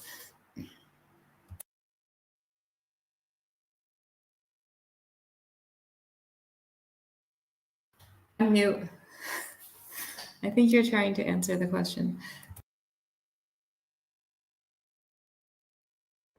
No. I don't have anything to add. I think you already presented everything that I wanted to say. Thank you. Okay, great. And now I'm going to combine two different questions that are good. And I love when these questions always come up at SCA events. So 2 questions about changing the model of the industry, something that SCA actually has a report and analysis on the price crisis management, and talks about changing value distribution, changing how we interact. So Ted Williams says, there's a lot of talk in specialty coffee to help farmers, but not a lot of companies actually close multi-year contracts and or pay up front. How can we change this? Understanding that cash flow on the buying side is an issue. Can bigger companies or importers help with us? And then Johan Arenas says, as a social entrepreneur and new to the industry with a vertically integrated model, I found most of the resources offered in Colombia, specifically by local co-ops, don't have the welfare of the producer as the main mission. How can we create a new model where the well-being of the producer and the environment are the mission? So what are some ways that we buyers, traders, support organizations, lenders can support more equitable long-term contracts, as well as organizations organizations and buyers that are really more oriented to the well-being of the producer and the environment? I know, big vision question. Well, I can mention in our case, it also has been like a progress again, no? Because when we started working with agriculture organizations, the risks, no, we could find out was very, very high. So that's why working with in these capacities for mitigating risk has helped a lot to these organizations to get financing. Of course, better prices because they manage better their production, their quality. So that has been a lot. The other is how to make this more on a global perspective, looking at the whole risks. No, like I was mentioning. Climate change, for example. So, in our case, EcoCredit, we are now piloting some projects, no, where we are the financing component. So, to design new products, no, financial products for offering these cooperatives, and of course, we have also this capacity building area that to improve to have activities about climate change. So based on that, we can design and really get the needs of the farmer and the needs of the organization, no? Because many times as investor we decide to put a product that or a service, a financial service that is based on the needs of the investor and not on the needs of the farmer. So I would say that could be very important. And the other about Colombia, yes. Well, Colombia have a different situation with the federation, but definitely in our case, when we do an assessment of organizations, we have not only the analysis of the risk, no, the evaluation of the risks, but also the evaluation of the social performance and environmental performance of the organization. Meaning that if there's really an intention for getting the welfare of the farmers. Yes. Okay, and anything to add, Charles? Yeah, adding into what Yori was saying, I think for the producer organizations that we are working with, the 30 cooperatives from the 3 countries are very small, meaning that they are still on the way of growing. So what can the sector do to make sure that the producer organization do come up with the price risk strategy that can be helpful? Number one is for buyers to take some of the risk for the cooperatives to start off, because that would help most of the cooperatives to grow, or not to grow, but not only to grow, but also to give a service to the farmer, to the smallholder farmer, which can be impactful. For example, why should the farmer bring the coffee to the cooperative instead of selling to the side buyer who provides higher price? So the cooperatives needs to give the second payment. Now, for the second payment to happen, they need to know how to manage when the price goes down, and that's where the buyers come in. They can take some of the risk at the beginning of the season, like one season, and then making sure that as they progress forward, that risk is also a bit transferred towards the producer organization. It can be shared as they move along. But then at the beginning, there needs to be a lot of efforts to make sure that not efforts, but more of buying in by the buyers at the beginning, so as they can help the producer organization to take in, and then that will be transferred to the individual farmers, so as they can understand how that progresses. Okay, great. Well, thank you so much for your participation, Charles and Yola, and for our audience for the good questions. We do have a few questions that we will answer in the chat on the Summit website. We'll make sure that we get to those, and we will also be posting some resources. We can add some resources to the Summit library. As you know, the Green Coffee Summit is not only a fantastic new 2-day event, but it's a living library of resources and engagement. So we are excited that SCA has launched this, and appreciate the opportunity to do this panel. So thanks all. Yeah, I'll just piggyback on that to say thank you also to you, Melissa, for putting this whole panel together, and Charles and Yola Ruth for sharing your experiences with us and giving us some direction when it comes to the topic of price risk management. So next up is going to be an introduction to the Green Coffee Export Guide, the 4th edition, which will be launched by the International Trade Center next month. Since 1992, in fact, this guide has been available for anyone who is interested in learning about or getting involved in the business of exporting coffee, and it remains the most downloaded publication on the ITC website. The 4th edition is a product of pretty broad and deep stakeholder engagement from around the world, and it will be an invaluable resource, I think, for members of this audience who want to dig further into the details of, a topic like price risk management or strategies, even quality evaluation parameters. So have a listen, and then, of course, check back to the Summit site and to the Coffee Export Guide site in September to see the full publication. After the overview of the Green Coffee Export Guide, we'll be back here. We'll hear from one of our sponsors, Sucafina Specialty, and then we will go straight into a presentation by Shauna Alexander, who is the Vice President of Coffee Sourcing for Stumptown Coffee Roasters, Coffee and Sustainability at Stumptown Coffee Roasters. She leads the green coffee sourcing, roasting, quality, and education teams, and directs sustainability strategy for the coffee sourcing and overall operations. Today, she'll be talking about some direct trade impact studies the company recently completed and published, and those may help us, I think, answer the frequently asked question of what is direct trade, and also the sometimes skeptical follow-up question, yeah, but does it work?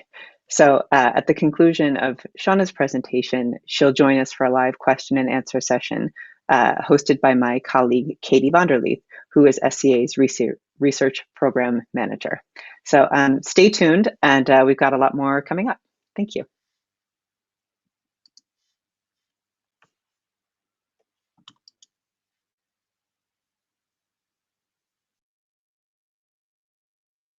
You may have heard of the International Trade Center's Coffee Exporters Guide, a publication that has accompanied many coffee sector stakeholders throughout their professional journey since it first came out in 1992. I'm Sarah Charles, and one of the authors who contributed to the update of this important publication that is for the industry, by the industry, and is all about how to maximize the benefits of trade while ensuring development and embedding competitiveness and sustainability within coffee value chains and MSMEs. Today, we're finalizing its 4th edition and hope to have kept its practical essence that has made it so popular over the years, with some improvements to make it a comprehensive, hands-on tool for coffee industry actors that is accessible to and representative of all. To ensure it's truly representative of the coffee industry today and as inclusive as possible in content and approach, we engaged a unique co-creation approach, generating and refining content with a group of representatives from across the globe and industry, from seed to cup. This edition integrates the concept of sustainability across its chapters and explores historical and contemporary issues faced by the coffee sector and what is happening to address them. It's about better livelihoods out of coffee for all, from farmer to consumer. It also presents fresh, updated data and information that tries to be as regionally inclusive as possible and that is disaggregated by quality segments rather than the traditional Arabica Robusta division, to better serve and inform the industry at large and buyers and sellers in particular.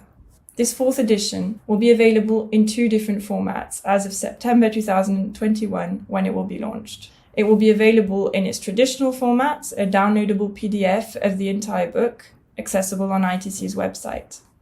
This time it will also be available as 8 individual standalone chapters, each with their own toolbox or practical annex that gather useful glossaries, lists of organizations and websites, and useful resources, information, and tools relevant to that specific chapter topic. We hope this will make it more user-friendly for our readers and a real tool they can use for their business and research. Further down the line, our goal is to leverage the incredible network of coffee industry actors that we've gathered for the update of this guide to keep information and data alive and updated in the future, and to keep the guide relevant and accurate. We hope to create a space that will enable us to do that and that will become a go-to resource for coffee industry players that is as neutral and accessible as possible. Hello all, I'm Vanúzia Nogueira from Brazil Specialty Coffee Association. I also a contributor of the 4th edition of the Coffee Export Guide. That was a wonderful experience of exchange, debate, and hard work with colleagues to create a practical tool that can also contribute to better address the coffee sector issues. In my opinion, this new edition will be useful to all coffee sector stakeholders, including producers. I am a daughter of a coffee producer and know how important it is to have trustable information and tools to manage the business. I believe this new version will help producers better understand how to navigate the complexities of markets, trade, and, in the end, be more resilient and competitive. Green coffee buyers, producers, and sellers will get a better sense of the current politics, dynamics, opportunities, and challenges, but also the best practices and sustainable solutions available out there today. This guide has always been a reference document for the industry, a handbook that coffee sector stakeholders return to time and time again. I hope they will continue to be inspired with the new edition. Hello, this is Getan Gabrekidan. I am a regional program manager for coffee and tea for East and Central Africa. The ITC Coffee Guide 4th edition incorporates its Alliance for Action approach. This approach and initiatives aim to establish a network that transforms food systems through producer partnerships that cultivate ethical, climate-smart, sustainable agri-value chains. It aims to achieve resilience and growth for farmers and small and medium enterprises through a more mindful and responsible trade, production, and consumption system. We at Fairtrade Africa, on behalf of African coffee producers, are excited to support this approach and to see its value transferred to the coffee guide. We are happy to see a coffee industry to be producer inclusive and proud to have contributed to it. I am hopeful that this guide will contribute to a positive change from within industry and shall result in transformative partnership and impact in the coffee sector moving forward. Thank you.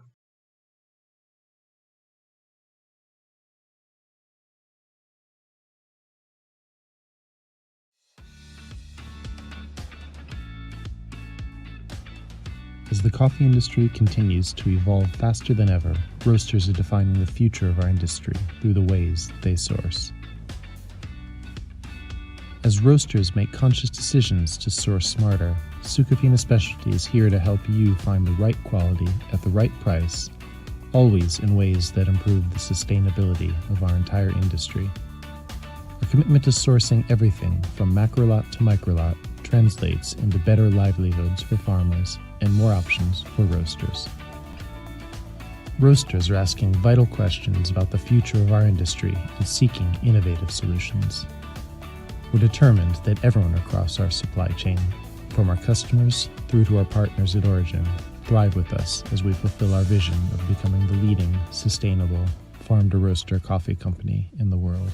We are at the forefront of using technology to make the coffee universe better for everyone. We're working on everything from blockchain-enabled ledgers to digital platforms that make farmers bankable. Like you, pinpointing problems and seeking innovative solutions is part of our DNA. That's why we're focused on sourcing coffees that are good for you and good for the farmer.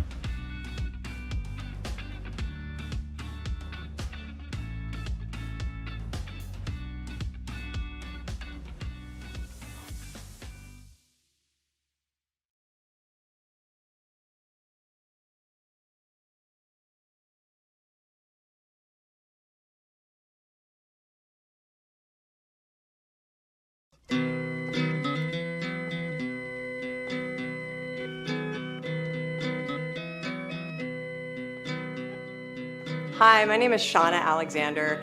I'm Vice President of Coffee and Sustainability at Stumptown Coffee Roasters. So I head up all of the coffee sourcing, roasting, and sustainability strategy for the company.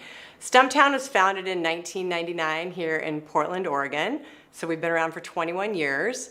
In the early 2000s, we were one of the pioneers of direct trade sourcing. So I'll share what direct trade means to us, our 3 core principles of direct trade. Impact indicators to evaluate how we're performing on those principles, and then the results of the research that we've done with 2 different partners in 3 different countries. So the 3 core principles of direct trade, as Stumptown defines it, are first and foremost to know the farmers, know the producers, know the people who are producing the coffee, know the farms. The second principle is to pay quality-driven, stable prices year after year. And the third principle is to commit to long-term relationships. In the early 2000s, as everyone who's watching this probably remembers or knows, it was the middle of a severe price crisis that had put a lot of farms that had been around for decades, if not centuries, out of business. And so direct trade was developed because it was clear that the commodity market was not incentivizing and rewarding great coffees. And we were interested in really good coffees.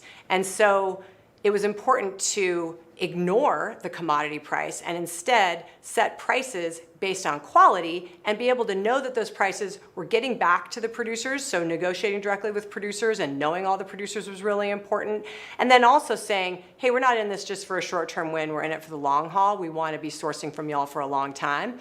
And that was how direct trade came to be. Codifying the principles of direct trade was the first step for us to begin to evaluate the impact of direct trade at farm and community level at origin. I started at Stumptown about 3.5 years ago, and when I started, I was so excited to see, when we evaluated all of the supply relationships we had all over the world, how long we'd been sourcing from producers and the consistency that we had.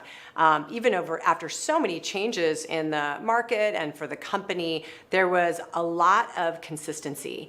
And so we took that first step of identifying those 3 principles, and then we said, well, let's look at how this is working for producers and their communities. And we needed help identifying impact indicators for each of those 3 principles.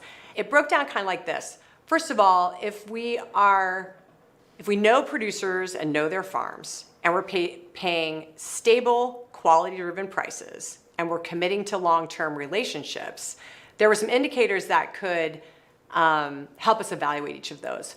So first of all, we landed on the income per hectare at farm level. And that's really important because we know the FOB price we're paying. And FOB prices are something that some companies publish, which is great, but how much of that is actually getting back to farm gate? How much of that are the producers actually seeing? That's the harder question. And so we really wanted to look at that and say, how can we know, particularly in smallholder supply chains, that the prices that we're paying are getting back to the farmer? And so income per hectare was a good indicator of that. And the other thing that it accounts for is productivity, because we also knew that if we're sourcing for 3 or more consecutive years, which, by the way, is how we define direct trade. We don't call something direct trade unless we've been sourcing from producers for 3 or more consecutive years. we know that they're making investments in their families and in their farms, and a lot of times that includes investments in productivity. I've heard it said that price is the best fertilizer, and that's true. Producers invest in fertilizers, pruning, renovations, whatever it is, and their productivity goes up, so they've got more coffee to sell, they're getting better prices for it, and it creates a virtuous cycle. Which is one of the things that was identified in our initial research, which we did in partnership with Catholic Relief Services in Colombia. So, income per hectare is one of the indicators. The other thing we wanted to look at is, well, how much of our book of business is actually what we would consider direct trade, at least 3 or more consecutive years. And so we broke down our supply base by the length of relationship. And so the percentage of our supply by length of relationship at origin was another indicator we looked at. We also looked at volume growth over time because, again, in our initial research with Catholic Relief Services in Tolima, Colombia, with the El Jordan group, they identified that actually one of the biggest drivers of benefit was the volume growth over time. So we looked at that, and then we tried to see, well, how can we know what the impacts are in a community?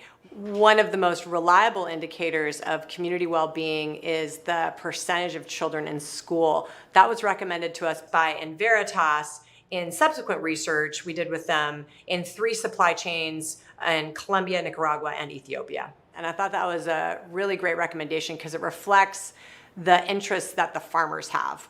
It's one thing to make up a community well-being indicator if you're sitting in Portland or London or Bonn or wherever, but it's a different thing to have something that reflects the agency that the producers have in their own lives and in their own communities. And one of the first things that we know that people do anywhere in the world, if they can afford school fees, is they put their kids in school.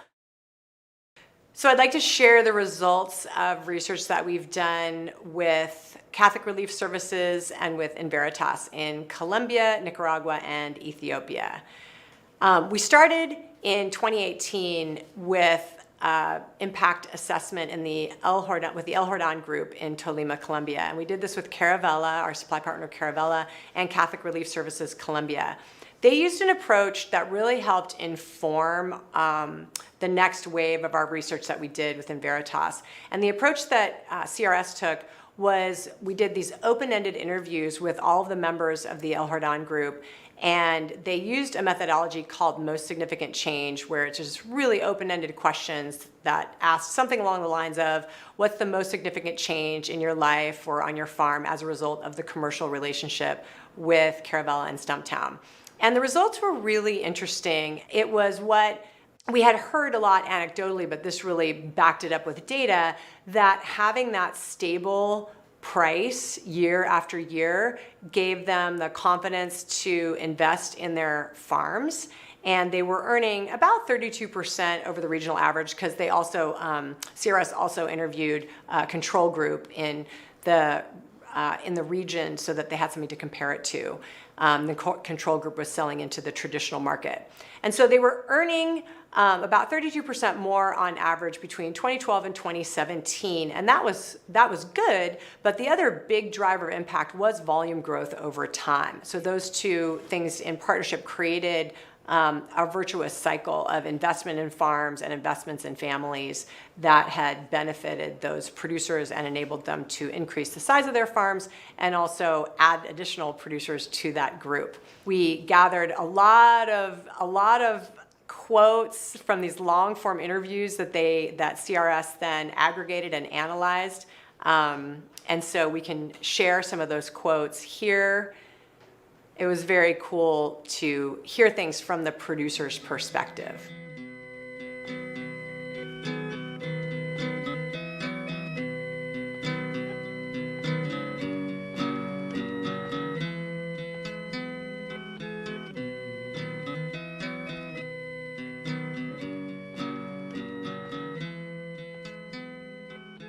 Of course, when someone has a stable income that grows over time, they have confidence to invest, and there are positive impacts at farm level and at community level. And we certainly see that with regards to quality and stability of supply. So this really is an approach that works throughout the supply chain. It's not just serving us or just serving producers. It really is something that seems to work well for all. But it really informed the rest of our research that we did. We worked with Veritas then in Nariño, Colombia, in Nueva Segovia, Nicaragua, and in the Jimma zone of Ethiopia to evaluate some direct trade supply chains that we had there.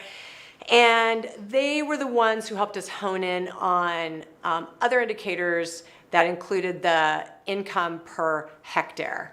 And so that was really helpful to get the information on income per hectare that producers were getting. As everyone on this call probably knows, it's pretty difficult to get that information in smallholder supply chains. And so it was interesting for us to see that producers in our Stumptown direct trade supply chains were earning, in many cases, 2 times more than the regional average or even the fair trade average. And I think that correlates to the fact that the prices we're paying are well above, obviously, commercial price and also well above the fair trade minimum. So we were very happy to see that. We have a lot more research to do, but that initial data that we had from those 3 supply chains seemed really positive and spoke to the transparency and traceability and the strength of the partnerships that we had in those regions. We also wanted to share about what it meant to be committing to long-term partnerships, long-term sourcing partnerships, because we can talk about that, but how does that really break down in terms of our overall supply? And so we ran the numbers, and in 2020, 67% of all of the coffees that Stumptown purchased were from supply relationships of 5 or more consecutive years. So 87% are what we consider direct trade. A lot of people use the term direct trade in the first year of sourcing for a producer they've met or a farm they've visited, but we reserve it for relationships of 3 or more consecutive years. And within that 87%, and then that subset of 67%, over 30% of the coffee we bought in 2020 was from supply relationships of 10 or more consecutive years. So these are coffees that we've had on the menu for 10, 15, sometimes more years than that. Very familiar names for anyone who drinks Stumptown or has been around Stumptown for a while. El Injerto in Guatemala, Mordikoff in Ethiopia, El Jordán Group that I've mentioned, El Puente in Honduras. There's so many I could mention. It's a source of pride for us to have continued those relationships over a lot of changes in the business and a lot of changes in the market. That's not always the case, but we're really happy when that is the case.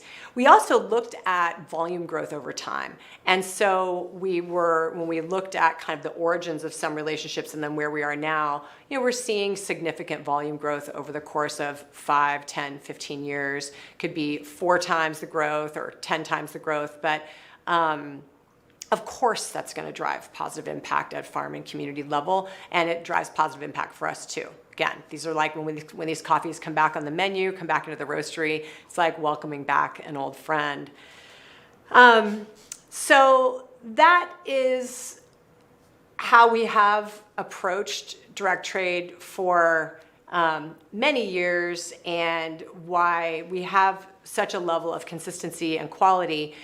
One of the things we were curious about are what have been the ripple effects in the community. And so the indicator of the percentage of children enrolled in school was a cool one to hone in on with Veritas because it really reflected the interest of the farmers, the agency of the farmers, what producers do when they become profitable and they're able to really invest in their families and in their farms. Of course, they pay school fees and put kids in school. We'd seen that over many years. I've seen it in my career. I know Veritas had said that they'd seen it, of course, in many communities over the years. But as the community becomes more prosperous, you see a higher percentage of kids in school. And in the Stumptown supply chains, nearly 100% of children were in school. So we were happy to see that. So we'll be curious if those results and the other results continue in the research that we'll be doing in coming years. So those are some of the initial results from research that we've conducted over the past few years on the impact of direct trade for producers and communities. To recap, the impacts of direct trade were really it was effective in incentivizing, rewarding quality and growing volume of quality coffee over time, and that the approach had positive ripple effects in the communities of smallholder producers we source from through direct trade relationships. So we're happy to see this and know that those three principles I outlined in terms of knowing the producers, offering stable, quality-driven prices, and committing to long-term relationships over time together work in that way. And also, it's important to note, it only works when you're working within a traceable and transparent supply chain, and that requires really good partners all along the chain. So we're very grateful for the supply partnerships we have. We know this is just a start, and also that the market and global conditions are super crazy right now. So never seen anything like this in Stumptown's history with the supply and logistics challenges that are happening all over the world.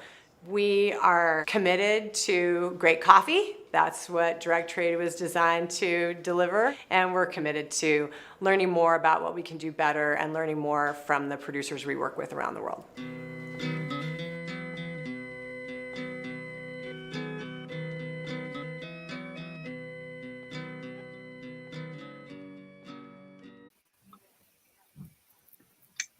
All right. Hello, everyone. I'm Katie Vonderly. It's not starting yet, Katie. Katie, it's not starting yet. It's still airing, right? No? No, I think we've started. Okay, sorry.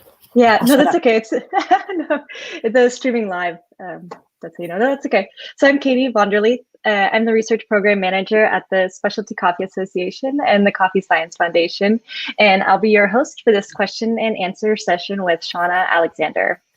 So Shauna, I'll go ahead and more formally introduce you right now. Thank you, Shauna Katie. is, yeah, of course. She's the Vice President of Coffee and Sustainability at Stumptown Roasters.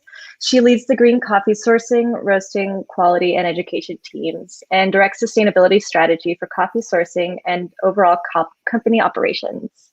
Prior to Stumptown, Shauna led the global sustainability initiative for Vol Cafe, where she worked collaboratively with the company's in-country agricultural extension teams in 10 countries to create a consistent approach to farmer support services called Vol Cafe Way. Shauna got her coffee start in researching her master's thesis on the economics of shade-grown coffee in Costa Rica, and she holds degrees from the University of Virginia and Yale University. So Shauna, I want to first of all say thank you so much for being here today to answer some audience questions, and thank you for recording that beautiful video. Thank you, Katie. I can't take all the credit, but thank you so much. Yeah, welcome. So we have a lot of good questions, it looks like, from the chat. So thanks everyone who's asked these questions. I'm going to start out with one of mine, though, if that's okay. I wanted to ask, in your talk, you mentioned that Stumptown doesn't consider a trading relationship to be direct trade unless you've been buying coffee for 3 years or longer. And I'm curious why you landed on 3 years as a length of time. I think you chatted about this a little bit, but I was hoping you could go more in depth about why it was 3 years and not 2, and if there were some like big changes that you saw at 3 years in particular. Well, thank you for the question. I mean, part of that is tradition. The 3-year was partly tradition and partly experience, I think.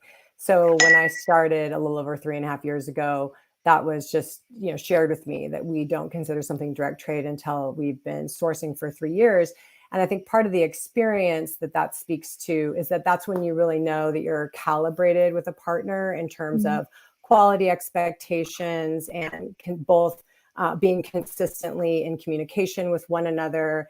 And that we knew, it was really about finding great coffees and finding long-term sources of great coffees. And after about 3 years, we knew that the relationship was, a solid one and one that we felt that we could be considering a long-term relationship. That long-term relationship part of it is that intention. It's not a, things can change in time, but that intention of having long-term relationships is also reflected in that number. So it's a way of distinguishing this from the possibility of buying directly from a producer or a wonderful coffee through an auction, for example, and knowing the producer, which we've done and we do. And that can be the origin of a direct trade relationship, but not calling it that just in the first year. So looking at kind of that intention to build a longer term stable relationship for both parties. Interesting. So it sounds like it takes around 3 years for you to really develop that relationship and get comfortable and figure out what you're talking about when you're talking about quality and when you're talking about like building your communication with one another. Is that right? Yeah, I mean, I think so. I think that, you know, your original question was what do you know after 3 that you don't know after 2? I mean, it's just more evidence. I don't think it's a magic number necessarily. As I said, it's partly tradition and experience, but also that is kind of when we felt like, and you can kind of see it. I've seen it in my time there as well. Like you feel like we really are well calibrated with that partner in terms of quality expectations and have a consistent communication pattern with them. Yeah. Thank you. A question from the audience is there any one metric you would say that is most effective or accurate in providing an indicator for depth of impact? Depth of impact. Well, I think it's the two that I shared that, well, the way I want to think about this is at farm level, first of all. So we can look at things, if we're looking at it from the Stumptown perspective, you know, we would say as a roaster, the consistency of quality. We have looked at things this way in terms of the quality scores and the absence of ever having to do rejection or the consistency in the quality scores, the lots that we've sourced over time. Like that's a great indicator for our impact. But I think the question is probably more at depth of impact at origin, which is what the research that we did with both Catholic Relief Services and in Veritas honed in on. And for me, the income per hectare was a really good indicator of that depth of impact at farm level, because it was sort of an aggregate indicator of a lot of different things. So including the FOB price, which is nice, but how much of that actually makes it back to farm gate? So the price that they're getting, but then over time, the investments that they've been able to make in their farm and that in productivity and quality that can really elevate the overall income at farm level. Like how well is the farmer doing, and how does that stand in contrast with how they would be doing if they were selling into the commercial market?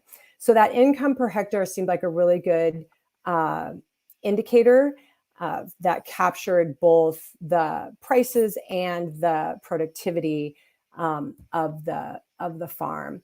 And then at community level, the depth of impact, I mean, it can be measured so many different ways. And again, we wanted to find something that reflected the agency of the producer, and a wish that producers have and that they act on. I think it can be really difficult to try to come up with a good impact indicator when you're sitting in Portland or New York or Bonn, as I said in my presentation. I don't want to be superimposing as little as possible. So that indicator of the percentage of children in school, I thought that one was suggested by Veritas and something that they can gauge. And that also seemed like a really good community level indicator of well-being. Awesome. Great. Thank you. Fabricio from the chat asks, I would like to ask Shauna, what is the role that she believes that B Corp certification plays in their sustainability approach? Are you all B Corp certified? Yeah, okay. That's a cool question. Thank you so much. We're actually going through our recertification process right now. It's no small thing. We were certified 3 years ago. And so the role that it has played, so that we got certified for the first time 3 years ago, and direct trade predates that. A lot of our sustainability initiatives in the company totally predate that. A lot of our projects in the company have been around for a long time. But what B Corp had us do was really get better organized at measuring, tracking our progress, measuring our progress. It's a really rigorous process. And I've been around a lot of certifications, you know, in coffee supply chains. And I've been really impressed with B Corp because it's really cool way of really evaluating how we're doing in all different aspects of the company's operations, including sourcing. And so it was part of, it's been helpful in being able to contextualize our impact assessments and see what we could potentially do better or do differently, and also quantify our own impact. Yeah, it's a great tool. You can check it out if you're not a B Corp. You can go to B Lab and check out their methodology and check out the scorecard and use it whether or not you pursue certification. So it's just a really helpful framework. Awesome. Good question. Yeah, we had a RICO talk about B Corporation, and a lot of people who went through that process said that was really helpful in their framing of their own sustainability efforts. We have so many questions. Yeah. Yeah, like many things, I feel like. Yeah, totally. Let's see, from Johan Arenas. I would like to thank Stumptown for the work and being a trailblazer in the industry. Direct trade has been around for some time now. How do you see direct trade evolving, and what do you foresee as the next wave of distribution in the future? Oh, big questions. Yeah. How do I see direct trade evolving? Well, I think it would be, it would be cool to align in some way on the, a lot of people throw around the term, and it's cool when we find points of commonality, even for people who don't call their sourcing direct trade. I think a lot of specialty coffee companies use the elements of the model. For example, just knowing the producers, negotiating directly with producers, or at least having access to farm gate pricing, buying with those stable, quality-driven prices, not dependent on the seat year after year. I know other companies in specialty who do that. Whether or not they call it direct trade, it's pretty cool to see those principles replicated, because it shows the same impetus. It shows that it has shown that same desire to get away from the volatility of commercial, and also say, we're not buying commercial coffees. Like the C market is developed and appropriate for something like a different category of coffees that's different. And when you're buying specialty, just sort of arose out of necessity to compensate producers for the extra work and care and expertise involved in producing specialty coffees. So the evolution, I don't really know. And I think it's so hard to answer that question. I'm not trying to punt, but with so much uncertainty, everything feels so uncertain in terms of global supply chains. I mean, we used to go visit producers every year. We haven't been able to do that, because of COVID, of course. So I think the evolutions may happen naturally as a result of of our circumstances.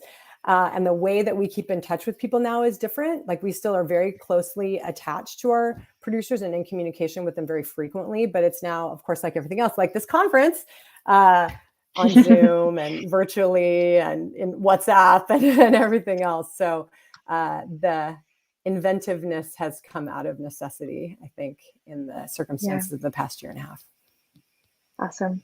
Well, it was a short Q&A, but thank you so much for your time and for your presentation and sharing your knowledge with us. It's been great and lovely to chat with you, Shauna. Thank you so much for your time.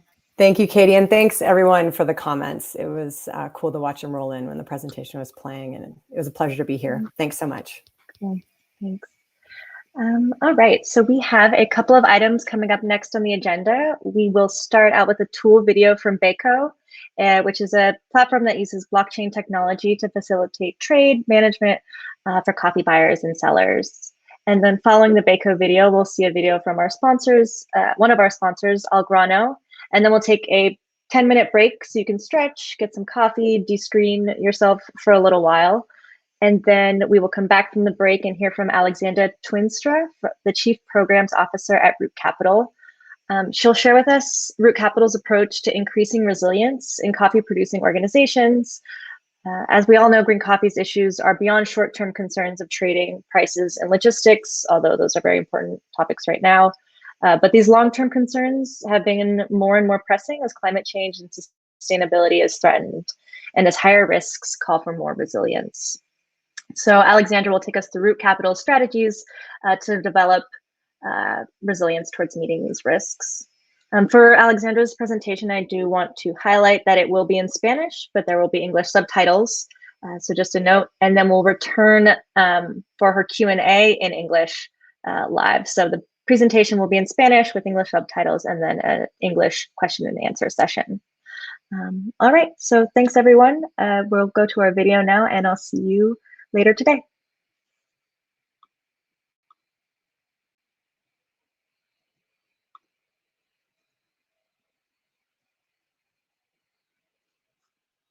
Hi, welcome to the Green Coffee Summit. My name is Isabel van Bemmelen, and I will tell you something about BECO, or Beyond Coffee platform, which we have developed as Progresso Foundation. With Progresso Foundation, for the last 23 years, we have been guiding and supporting producer organizations in Africa, Latin America, and Asia. With our BECO platform, we increase our impact and are be able to reach way more producer organizations on the platform. With Progresso Fund, we combine access to markets with finance for the contracts that have been closed on the BECO platform. With BECO, we combine access to markets with access to finance, because in my experience as a social lender, that's lacking the most, or has the most challenge for most producers and their organizations. Besides facilitating access to markets and finance through the BECO platform, we see a large increase for traceability. Where's the coffee coming from? What price has been paid to the producers and the organizations? With the BECO platform, we can also facilitate sustainability efforts, traceability, and you can compensate for projects or CO2 compensation within your same coffee value chain. So the idea with BECO is that it makes the coffee value chain transparent, and meanwhile it facilitates for all the people in that coffee value chain to build up a trade, but also a financial track record. At this moment, we have over 470 validated users, which can be buyers or sellers. We have been live since 2018. With the launch of the trader profile, you will be able to not only sell, but also buy coffee. And by the end of 2021, we will also digitally facilitate the connection with social lenders and banks through the platform. So let me share with you how that works. If you go to the public page of BECO, you'll get a sneak preview about the coffees that are at that moment available. You can browse for more coffees, you can filter, search on certain details. Coffees can be offered as a trader or as a selling organization. All the samples, all the coffee offers, they have their own QR code, which travels with them through the chain. Oh my God. Oh. If you want to know more about those coffees and start a negotiation, you have to make a profile. As Progresso Foundation, we validate all of the people, whether you're a seller or a buyer, after making a profile, to make sure you enter a system with only trusted parties. If you're logged in, you can see other details about each individual coffee that has been offered on the platform. So that's where you can start a negotiation. After the negotiation, you can sign a contract online. After signing a contract online, both the buyer and the seller, they decide if they want to make this contract visible on the public page. Only the contract details that both parties agreed upon, they will be visible on that public page. So on the public page, if both the buyer and the seller agree to share, for example, there's a sustainability effort, if there was a CO2 compensation involved in that coffee contract, or if there was a project related to this coffee contract, they can share that. So in the end, you will see the whole coffee value chain from origin. If there was a trader, importer, exporter, or other party involved, up to the roaster, or even to the retailer. The final consumer can scan a QR code, whether that's on a package of a coffee, roasted coffee, or whether it's a menu in a coffee bar, or whether it's even published on a coffee machine. QR codes can be scanned, which traces back to the chain of that specific coffee. For the sample request, every sample has their own QR code. So that QR code travels through the whole BECO platform. With Beko, we provide the traceability from the producer organization up to the end buyer.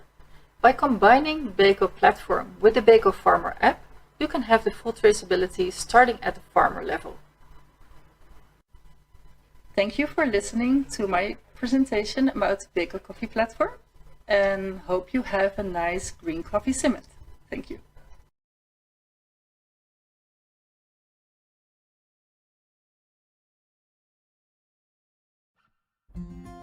Imagine there are no more barriers and you can buy your coffee direct from a farm.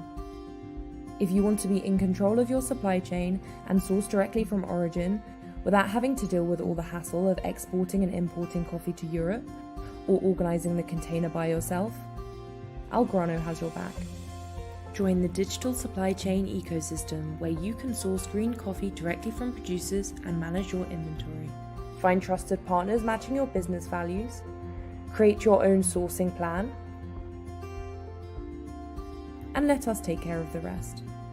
You connect, and we deliver.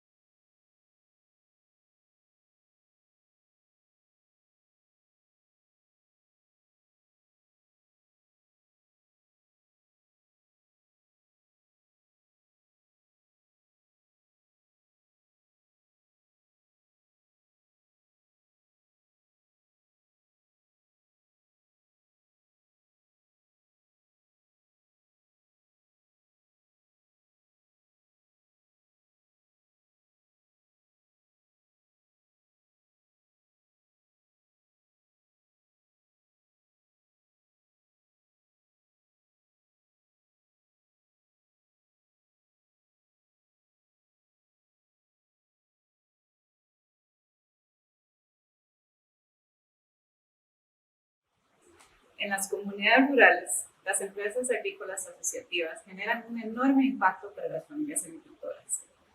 Les pagan mejores precios, les dan acceso a servicios técnicos, les ayudan en la adaptación al cambio climático y emplean cada vez más a personas jóvenes. Muchos están trabajando para reconocer de manera tangible la importancia de la equidad de género y asegurar oportunidades para mujeres, tanto en sus organizaciones como en sus comunidades. Pero estas organizaciones productoras y comercializadoras de café están enfrentando riesgos más grandes ahora que nunca. La crisis climática es un riesgo muy real para las familias caficultoras y por ende es un riesgo muy real para todos los actores a lo largo de toda la cadena de valor. Otro reto que no es nuevo es que para el lado productor de la cadena, la incertidumbre que genera la volatilidad de precios y los años que llevamos acumulados de precios bajos vuelven casi imposible una planificación a futuro. A esto le sumamos ahora la forma en que la pandemia nos ha afectado, no solo a nivel humano, sino que también agravando las imperfecciones de la cadena de valor y arrojando una luz bastante fuerte sobre las inequidades sociales. Para enfrentarse a estos problemas, las empresas necesitan generar resiliencia, no solo para responder a la crisis de hoy, sino que también para recuperarse rápidamente y para poder crecer, adaptarse, reimaginarse un futuro nuevo y mitigar los riesgos de lo que viene mañana. ¿Pero qué significa resiliencia? Cuando decimos resiliencia, no hablamos de algo sencillo, ni de una sola cosa.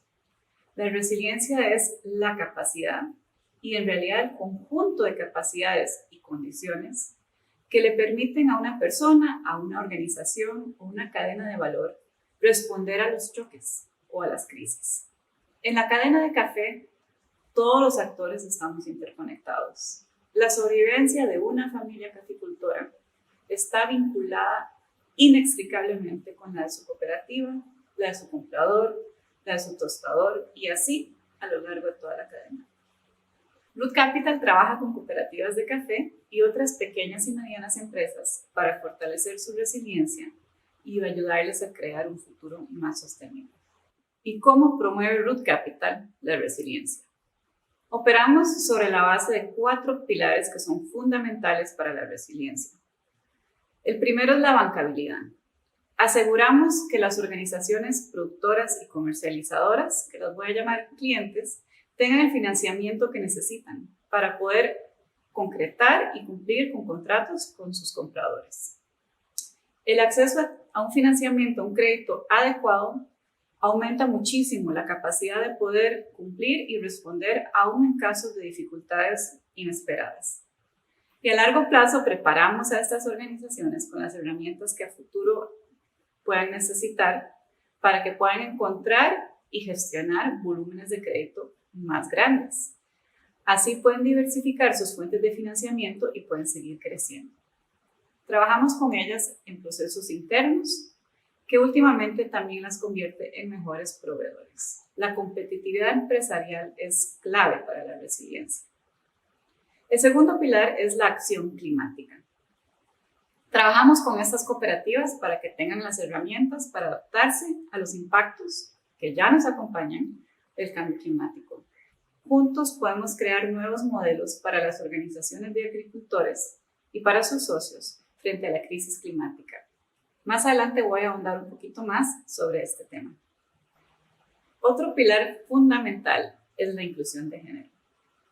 Bajo nuestra iniciativa denominada Las Mujeres en la Agricultura, buscamos y apoyamos a aquellas empresas que sean inclusivas de género y que sean lideradas por mujeres. Las mujeres no solo tienen un índice mayor de vulnerabilidad climática, sino que las estadísticas y nuestra propia experiencia demuestran que cuando las mujeres están incluidas en las organizaciones, estas tienen un mejor desempeño empresarial que cuando no hay inclusión. Para aquellas organizaciones que carecen de mujeres en posiciones de liderazgo, brindamos nuestros servicios de asesoría en equidad de género para que puedan incluir a más mujeres y puedan mejorar la situación tanto para las mujeres como para sus organizaciones. El cuarto pilar en el que nos anclamos es el empleo para jóvenes. Para una verdadera resiliencia a largo plazo, hay que invertir en la nueva generación. Hay que asegurar que puedan tener acceso a trabajo digno. Pero además, estos líderes jóvenes tienen ideas nuevas, tienen conocimiento y herramientas que son claves y traen perspectivas únicas que las organizaciones necesitan para evolucionar, para competir y para crecer. En Root Capital apoyamos a las empresas en estos 4 pilares utilizando nuestro modelo de crédito y capacidad. Toda empresa necesita financiamiento para crecer, para asegurar su cadena de valor, para tener flexibilidad frente a las amenazas, pero el financiamiento no es suficiente en sí mismo solito. Por lo tanto, nosotros brindamos también asesoría empresarial, capacitaciones que son personalizadas a cada organización para fortalecer a nuestros clientes para que compitan con éxito en un mercado global, que cumplan con sus compradores y con sus financiadores y que puedan responder ágilmente a esos retos inesperados y se puedan preparar para responder a retos futuros. Y hacer los cambios que necesita el sector a nivel global no es algo que se logre en aislamiento, una organización solita. Incidir en que otras organizaciones se unan al esfuerzo es, por lo tanto, una parte integral de todos nuestros esfuerzos. Tenemos un equipo de tiempo completo enfocado en la medición y el monitoreo de nuestro impacto. Nos aseguramos de estar aprendiendo constantemente y compartimos lo que aprendemos con el sector, con otros actores. Si bien la resiliencia la trabajamos de manera integral, hoy les voy a compartir particularmente cómo estamos trabajando específicamente la resiliencia climática de nuestros clientes y de las familias productoras que representan. ¿Qué tal si todas las cooperativas y asociaciones productoras de café estuvieran listas para enfrentar los retos del cambio climático? ¿Qué tal si estuvieran ready? Ready con I es nuestro acrónimo para describir nuestra visión de una organización preparada para tomar acción de resiliencia climática.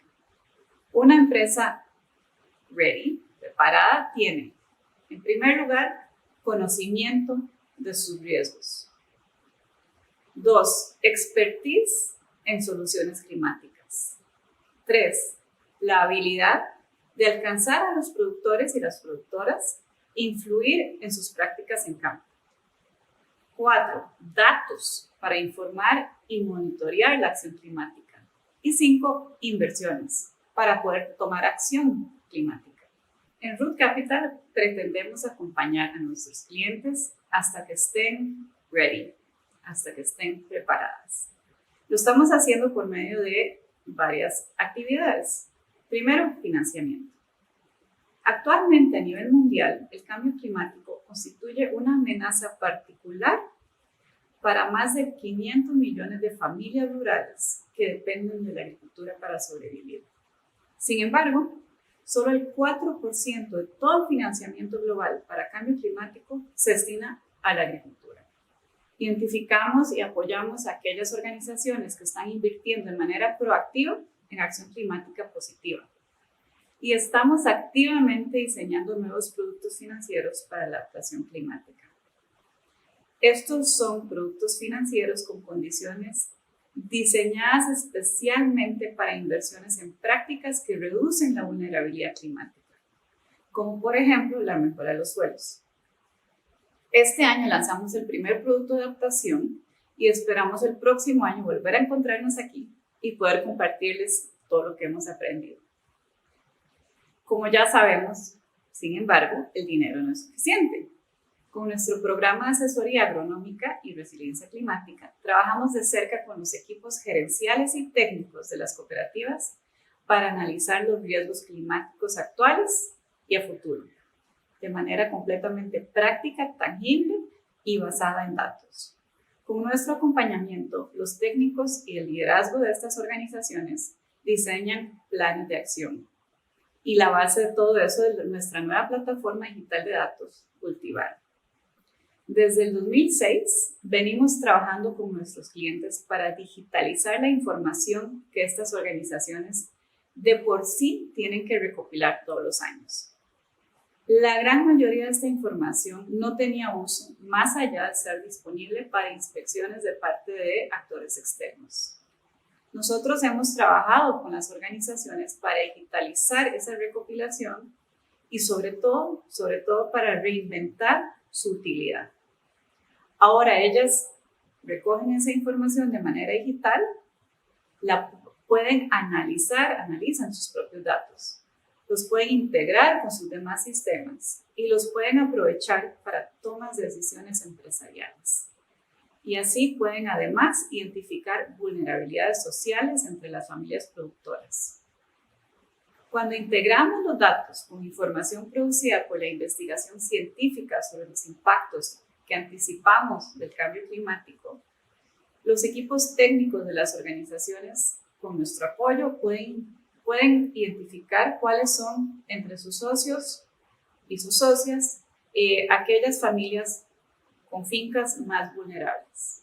Utilizando mapas de clima proyectado, podemos tomar los puntos de GPS de cada finca y la información que hay sobre las prácticas en cada una de esas fincas y las características de las mismas, y podemos calcular con eso y los mapas su exposición al cambio climático, su susceptibilidad al cambio climático y su nivel de adaptación. Estas tres cosas juntas nos indican cuál es el nivel de vulnerabilidad de cada finca y nos permite empezar a tomar decisiones. Esta información es la base para que las organizaciones desarrollen e implementen con nuestro apoyo planes organizacionales y planes de asistencia técnica para los productores. A través de esos datos pueden identificar, por ejemplo, si una finca requiere de cambios en sus prácticas y de qué tipo para poder mantener una productividad y calidad competitiva. En este momento, más de 60 clientes de Root Capital están recopilando datos digitales para la toma de decisiones empresariales. Y ya contamos con 15 organizaciones en América Latina que han hecho este análisis de vulnerabilidad climática y han, en base a eso, desarrollado planes de adaptación y se han comprometido a implementar esos planes. Esto es un trabajo intensivo, pero imprescindible. Ya nadie se puede dar el lujo de hablar del cambio climático en el aire. Se requiere que la conversación se vuelva tangible, que se base en información real, en información local, en información específica. Y necesitamos que se utilice, que se traduzca en acción. La retroalimentación que hemos recibido de parte de nuestros clientes lo confirma. Dicen, muchos hablan del cambio climático, pero nadie nos había dado las herramientas para que pudiéramos analizar el tema y actuar de una manera práctica aquí mismo en nuestra comunidad. Quiero volver a ampliar un poco el enfoque del ente. Entonces les voy a contar la historia de uno de nuestros clientes y el camino que hemos atravesado juntos. Nosotros conocimos a Ecoazul en el 2004. Era una asociación en una etapa temprana de desarrollo empresarial y organizacional y vendía unos 7,000 quintales de café al año. Durante los primeros años de nuestra relación de trabajo, Root Capital proporcionó una parte significativa del capital de trabajo y con esto pudieron aumentar el volumen de café que le compraban a sus socios. Poco a poco fuimos aumentando el tamaño de nuestro crédito y se vio un crecimiento en las ventas de la cooperativa y en el número de familias productoras que ellos podían atender. En el 2012 y 2013 empezamos a acompañar nuestro financiamiento con asesoría y con capacitación en temas financieros para asegurar su capacidad de manejar el volumen de crédito que tenían en ese momento y prepararlos para los posibles retos a futuro también. Pues juntos vimos casi de inmediato el impacto de ese trabajo. Porque a pesar de la crisis que hubo en el sector en el 2012-2013 y el respectivo bajoncito para Ecoazul, la cooperativa se pudo levantar rápidamente al año siguiente y siguió creciendo en su volumen de ventas y en su número de socios. el cual creció de 460 en el 2012 a más de 725 en el 2014. Por solicitud de la cooperativa, durante esta época, los asesoramos también en fortalecimiento de su sistema de crédito interno para asegurar que pudieran apoyar a sus socios y a sus socias con el capital de trabajo que requerían para renovar sus cafetales, para poder recuperarse de los estragos que había hecho la roya en sus cafetales. Y para poder hacer todo eso sin poner en riesgo la estabilidad financiera de la cooperativa. Cuando las circunstancias eran difíciles, la cooperativa resiliente no solo invirtió en su propia sobrevivencia, sino que pudo invertir también en sus socios y en sus socias para ayudarles a recuperarse de la roya y preparar a los productores y la cooperativa para futuros choques.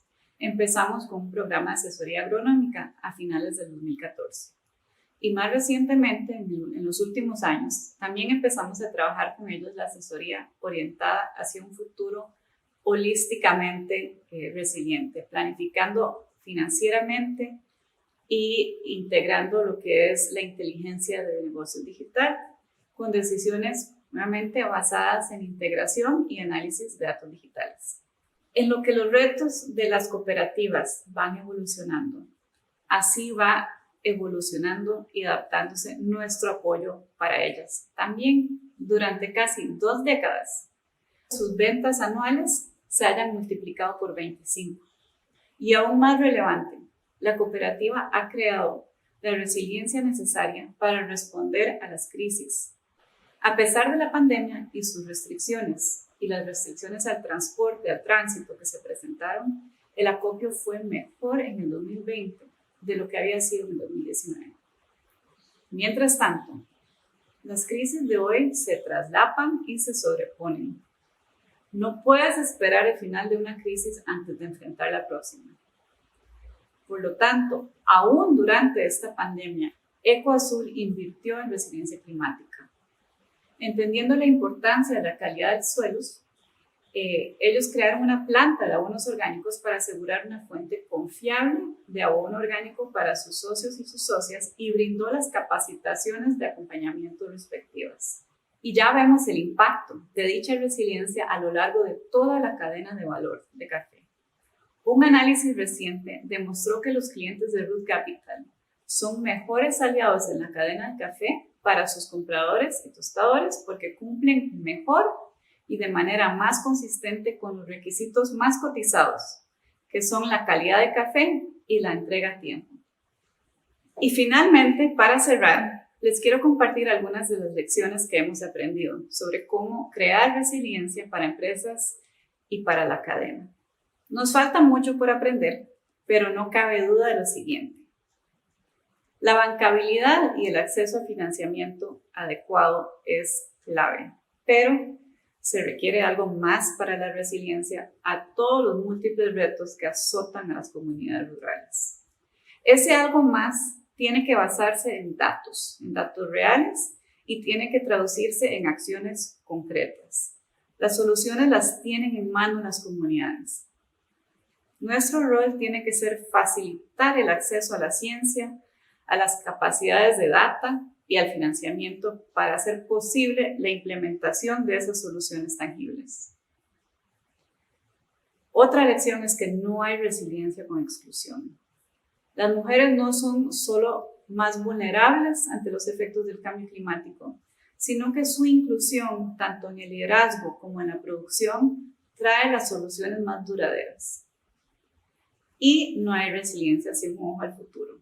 La siguiente generación requiere de oportunidades reales, de empleo gratificante y financieramente viable.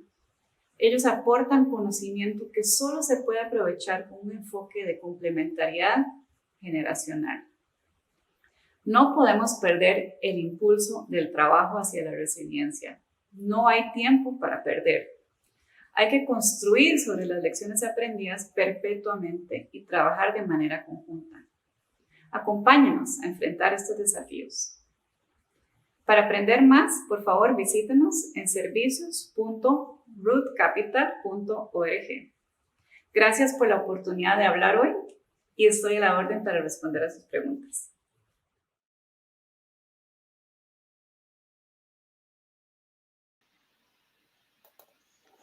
Hello, everybody.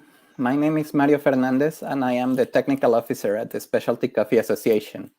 I will be your host in this questions and answers session with Alexandra Twinstra, whom you just saw in the video. As Root Capital's Chief Program Officer, Alexandra is responsible for leading Root Capital's advisory and impact programs. The Advisory Services Program builds the capacity and resilience of agricultural businesses so that they in turn can fulfill their maximum potential as engines of positive impact in rural communities. The Impact Program ensures continuous learning and innovation, as well as catalyzing change by sharing learnings and insights with the broader sector. Alexandra's career is firmly rooted in expanding access to finance for farming families in her home country of Costa Rica and around the world.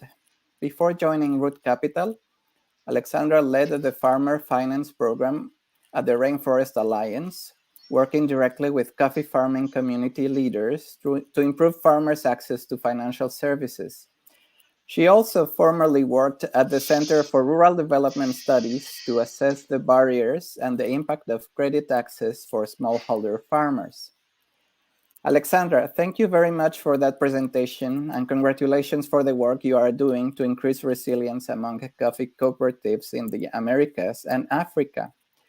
Certainly, bankability, gender inclusion, youth employment, and climate action are all key actions to address the main issues which threaten the sustainability of the coffee industry. The READY methodology sounds like a very wise approach. And we have some answers. Sorry, some questions from Rob. Hopefully also answers. Yes, we'll get the answers too. From Rob, Alexandra, can you provide more context on how you measure climate risks? What data do you compare farmer data with? Sure, happy to. I think there's a small lag, but yeah, go for it. Great. Okay, so we think about climate risk along two timelines. We have to think about long-term exposure as well as the shorter term, more immediate exposure and data available. So for long-term climate risk, especially the risk of general local climate conditions, and as they are suitable or less suitable for coffee, we use CIAT climate risk maps for 2050. And those CIAT is the International Center for Tropical Agriculture, and they have maps that are especially tailored to coffee. We've had a partnership with this institution for 7 years now. When available, we also use data from national meteorological and hydrological services in different countries, in Guatemala and Mexico, weather stations from coffee research centers like Cenicafe in Colombia, and other types of information like evaluation of the traits of varieties and their adaptability that we get from World Coffee Research.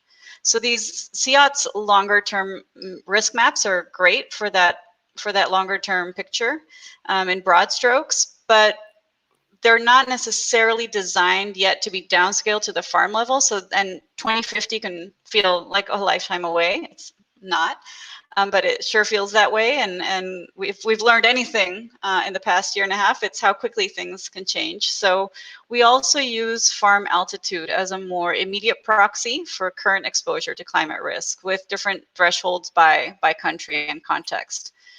So using these two methods, we can categorize farms and businesses by their degree of exposure. And for vulnerability, we use a framework that's adopted by many, which is that vulnerability is equal to exposure to climate change plus your own sensitivity to those risks minus your capacity to adapt to those risks. So it's in that sense, that's very tailored. We use all that scientific information that's out there to really measure for your specific case what your vulnerability is, not only based on what it's going to look like in your context, but on your own capacity to adapt. And so we look at various farm and farmer characteristics, things like which kind of varietals are they using. For adaptive capacity, we anchor on things like their use or not use of climate smart practices, whether they have resources available to respond to shocks.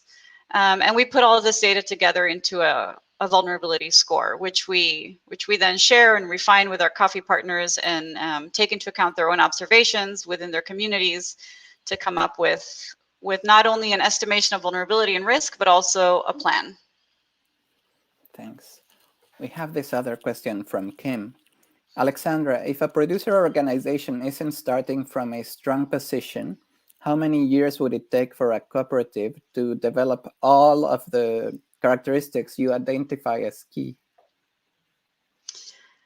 That's a great question, Kim. And unfortunately, the answer is the very unsatisfying, it depends. But what we have seen, and it depends on, external and internal factors as well.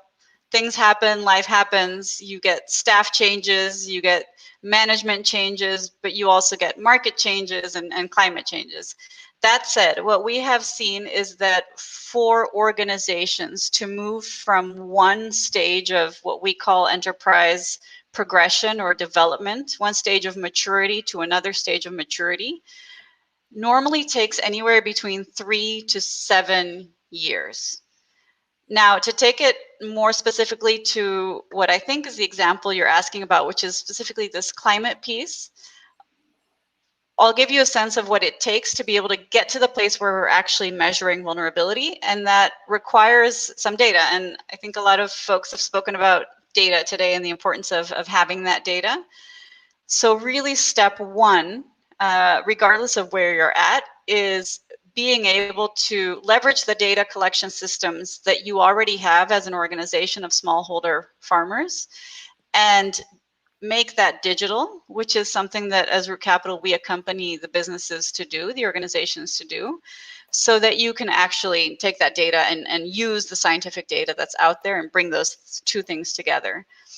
So it will depend on how long it will take you to set that up. And that can be fairly quickly if you have the teams in place and collecting data is already part of your culture.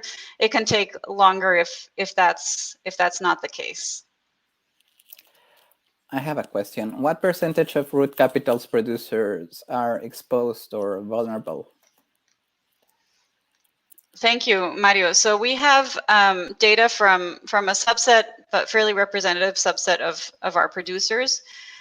All our clients are in what we call climate hotspots. So where their impact on their immediate environment is important and is relevant across our global portfolio, which does not include only coffee. About 60% of our borrowers work in countries that are designated as extremely vulnerable to climate change, according to the Notre Dame Global Adaptation Initiative. So this is 2019 data, but likely, roughly speaking, still good. If we look more specifically at coffee, we did a recent analysis of about 20,000 coffee farms across Latin America, East Africa, Indonesia, and that showed that about 85% were in what we call adaptation zones, according to the CIAT climate risk maps. And 15%, mostly in Colombia and Peru, were in transformation zones. So this isn't necessarily representative of our whole coffee portfolio, more where we have data already. But basically what it shows is that the vast majority of coffee producers have to make adaptations, cannot continue producing as per usual. And they have to take climate change into account, have to take some measures to mitigate their production against the risks. Thank you, Alexandra. Two last questions, very short before we go. Do you have an office in Guatemala, and what's your email address for people who want to contact you? Sure. So we don't have a physical office space in Guatemala, but I think physical office spaces are becoming less and less relevant. We do have a strong team of advisors who provide these services that I've described to our clients in Guatemala and who are from Guatemala and are based in Guatemala, and that's our general operating model, regardless of of which country you asked me about. So, and I'm happy to write my email address in the chat. And you can also just go to our website and write to info at Root Capital, if I'm not mistaken, and get whatever information. You get the right colleague to speak to you, because I'm not necessarily always the best person to answer your questions. But I'm happy to write the email in the chat. Thank you very much, Alexandra. Next, we have a short tool video to present the SCA Coffee Directory. The directory is a platform recently released by SCA with the purpose of connecting sellers and buyers in the specialty coffee industry. Our live programming will continue right after the short video. See you soon.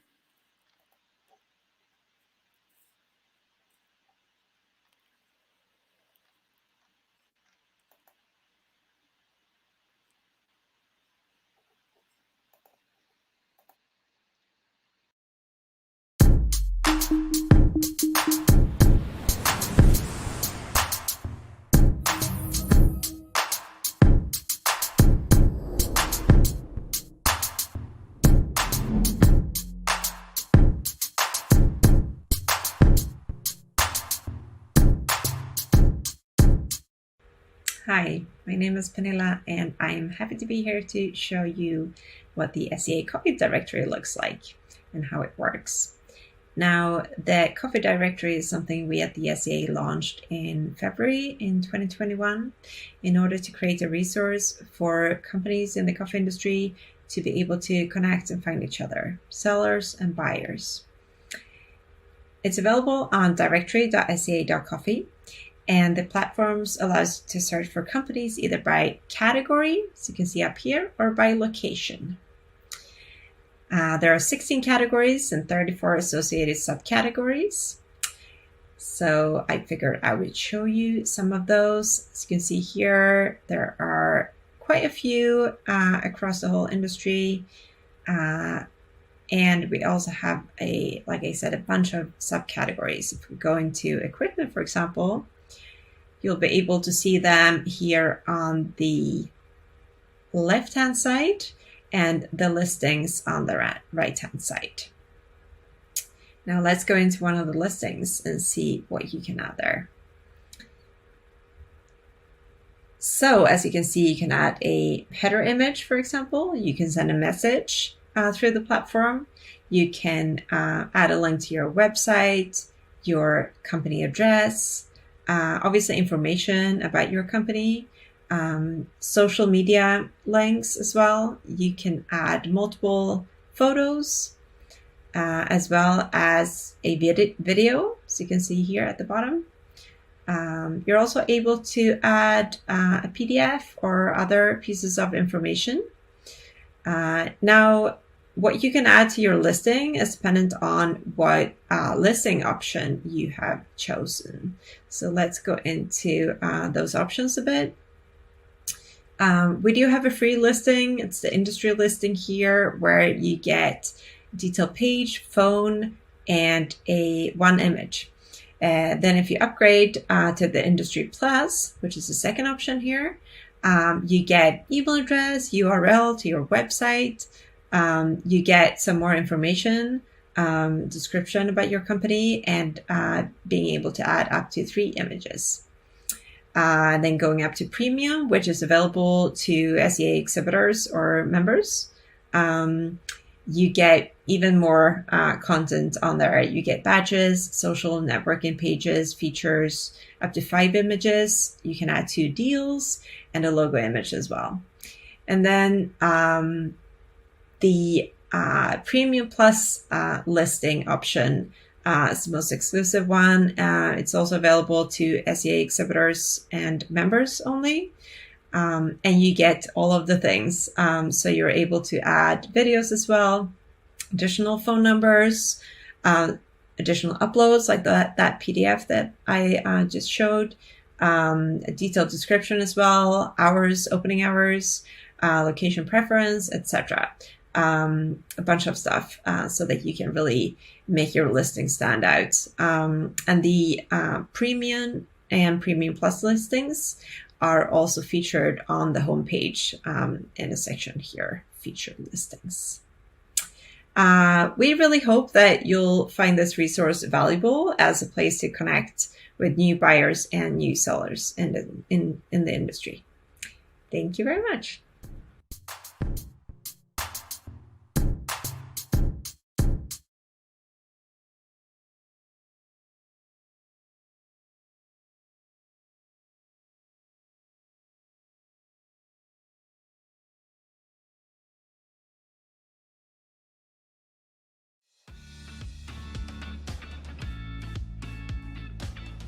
As the coffee industry continues to evolve faster than ever, roasters are defining the future of our industry through the ways they source.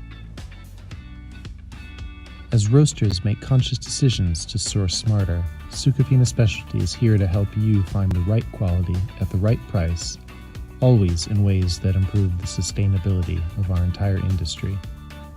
Our commitment to sourcing everything from macrolot to microlot translates into better livelihoods for farmers and more options for roasters. Roasters are asking vital questions about the future of our industry and seeking innovative solutions. We're determined that everyone across our supply chain, from our customers through to our partners at origin, thrive with us as we fulfill our vision of becoming the leading, sustainable, farm-to-roaster coffee company in the world. We are at the forefront of using technology to make the coffee universe better for everyone. We're working on everything from blockchain-enabled ledgers to digital platforms that make farmers bankable. Like you, pinpointing problems and seeking innovative solutions is part of our DNA. That's why we're focused on sourcing coffees that are good for you and good for the farmer.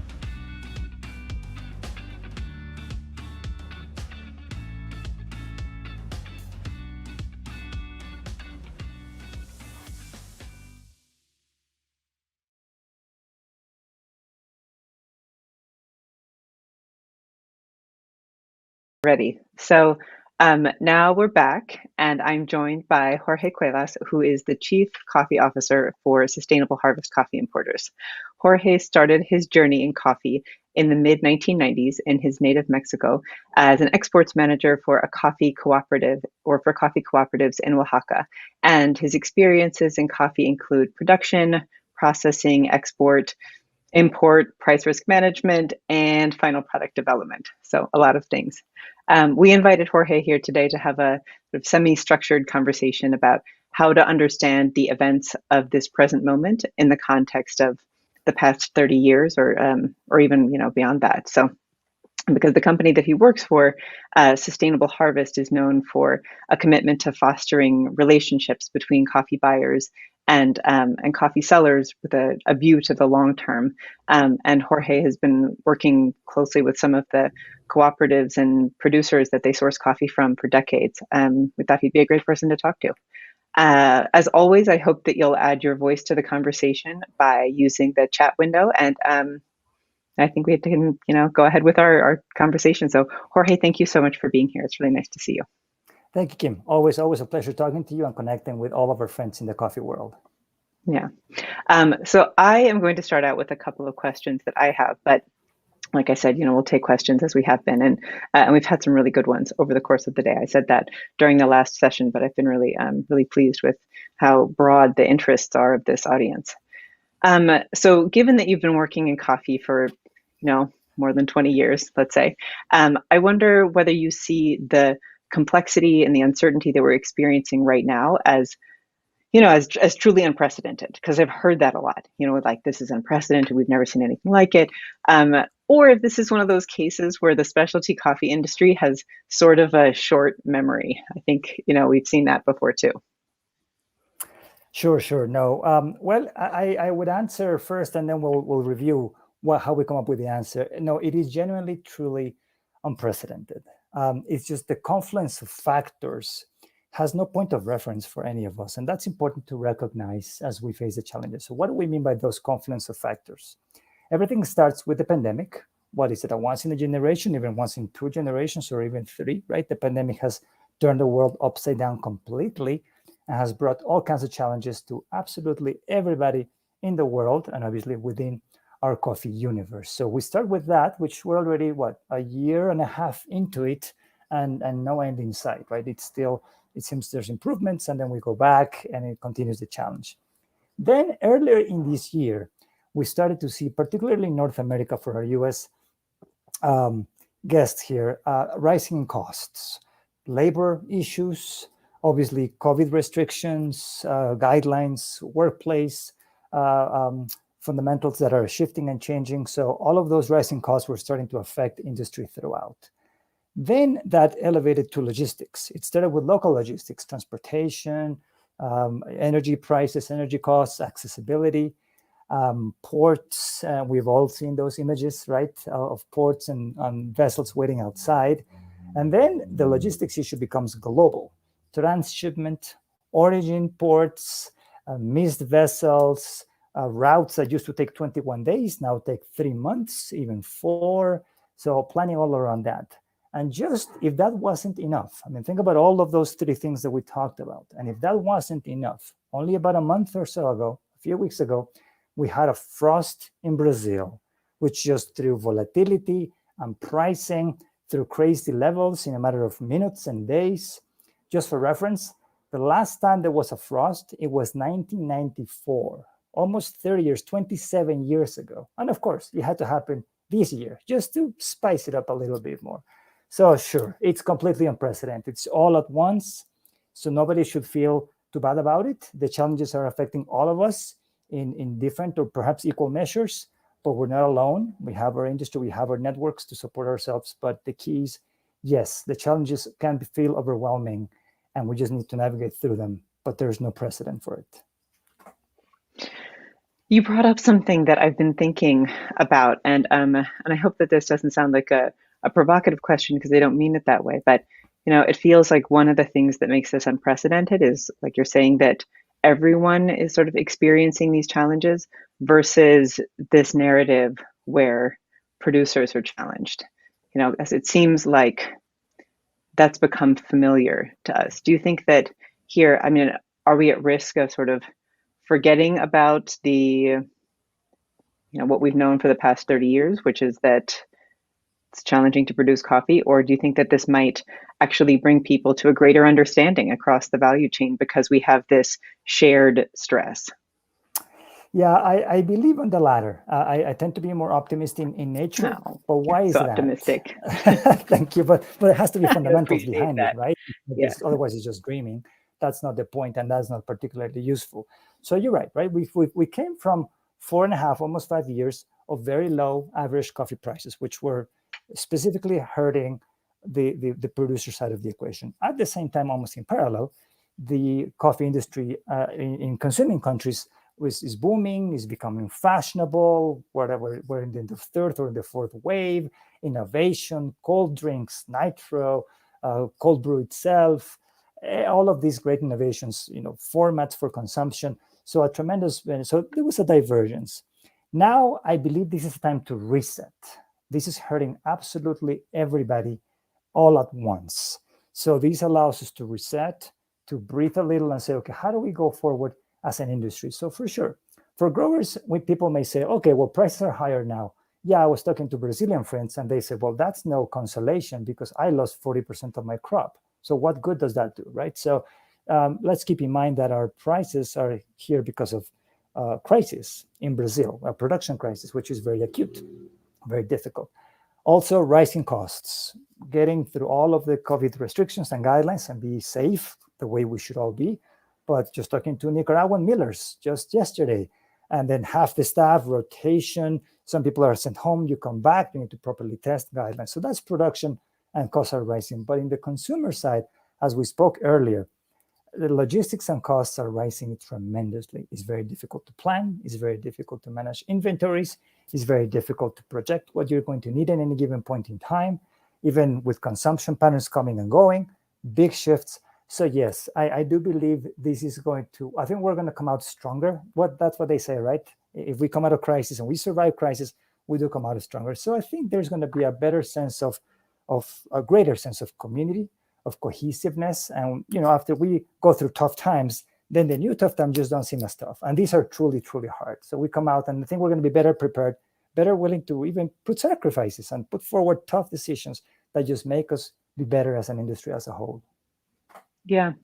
You said something right there about how this current moment is the product of a crisis. The commodity futures market goes up for coffee, but then you talk to people in Brazil and they've lost 40% of their crops. So it's not really a moment for celebration. It's just a different kind of crisis. And I wonder if that's the sort of answer, or that's the foundation for an answer to a question we got from the audience, from Dylan, who asks if the current New York C price, due to frost and these other factors, is not a positive impact, doesn't have a positive impact.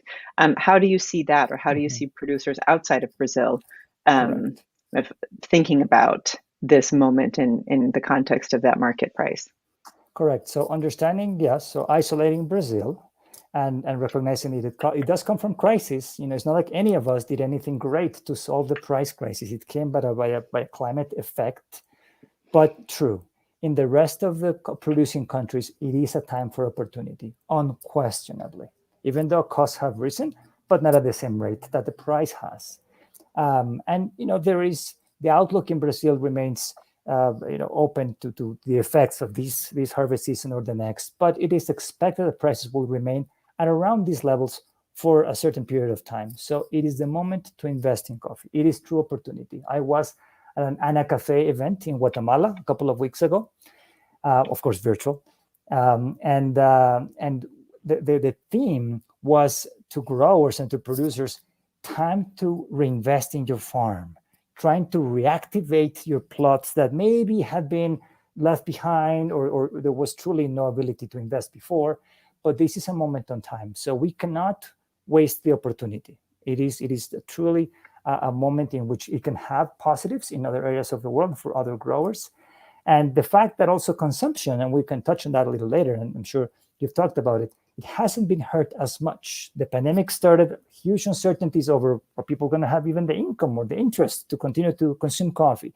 Now we have data, and it's a resounding yes. Sure, different channels, perhaps even formats of consumption, but coffee, we're blessed by being in the coffee industry in that it has withstood one of the most difficult crises in humanity in recent memory.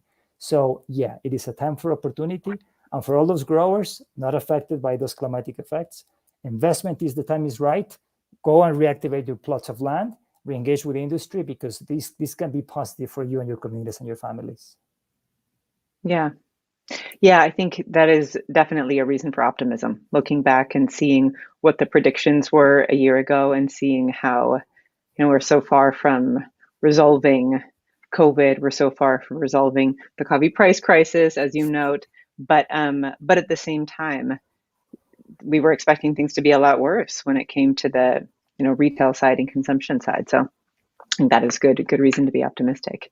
I also am thinking about the audience for this event and who I've seen participating in the chat, and there are a lot of producers, but I know that there are also a lot of people in kind of buying roles or on the buying side of coffee. And because you work with producers and organizations in so many places, I wonder if you have questions that come up again and again, that producers are asking, maybe in part because there's not a great network connecting people to each other, because there's a lack of opportunities for in-person networking or information gathering. Like, what are some of these questions that you personally as Chief Coffee Officer, or you all as an importer, are being asked by some of these producers who you've had relationships for long enough that they probably are in a position to feel safe asking you these questions? For sure. No, very, very good question. And the themes have evolved a little bit over time since, let's just say, the start of the pandemic, March, April of 2020. It started with a key question of economic uncertainty. What's going to happen? What is going to happen in the world? What is going to happen with the economies? Now, nobody knew, obviously. But at first, it was simply, what are we going to do with our crop? The harvest, as we all know, doesn't wait. Coffee doesn't wait. We need to find a home for our coffee. So how are we going to address that? Throughout the early days or mid 2020, it was very difficult because people were reshuffling their inventories, and we ourselves and many others were facing growers to say, look, we cannot buy any more coffee at the moment, and we need to delay what we have planned, right? We need to push back. And that created a lot of distortion. And growers just came back and said, okay, will you still buy my coffee? We engaged in a lot of conversations. Once things settled down a little bit towards late summer, early fall, at least in the US and Canada, we were able to engage with growers, and they asked the same question: will you still buy our coffee? And it was a resounding yes. I mean, the amount of commitment to sources and to relationships is very strong in specialty coffee, and we all need to be proud of that. So that was one of the key questions. The second one, and which was more interesting and actually harder to address at first, was, is my coffee, is the coffee that I grow, still relevant? Everybody recognized that there had been a major shift in the consumption patterns, in the consumption channels, the away from home, the workplace consumption, the university or college consumption went to almost zero, and everything was shifted to the home or to the kiosks, drive-thrus, takeout style of consumption. But that meant a shift in the actual coffees that were used. And many growers said, hey, I produce high-end specialty coffee. Will people still care about this? Because what if there's an economic crisis and people just want value coffee, right? And all of those key questions came about.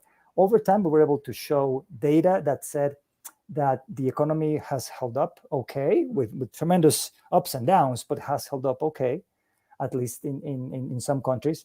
And again, the love of coffee, the fact that coffee is a part of your morning routine, stayed with us, and it stayed with everybody. So sure, it was a different style of coffee perhaps, but people were entertaining new ideas, new coffee preparations, and then besides going through their takeout or their app-based consumption, or even the coffee clubs, right? The clubs, the subscriptions in which you get a different coffee style every 2 weeks or every week, however often.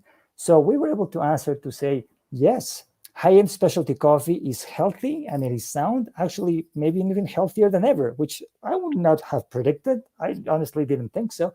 But innovation, distinction, differentiation matters. So that was also a relief for people who had invested for years in infrastructure and planning. And all of us were saying, oh, innovate, process, the processing revolution. It sounded great.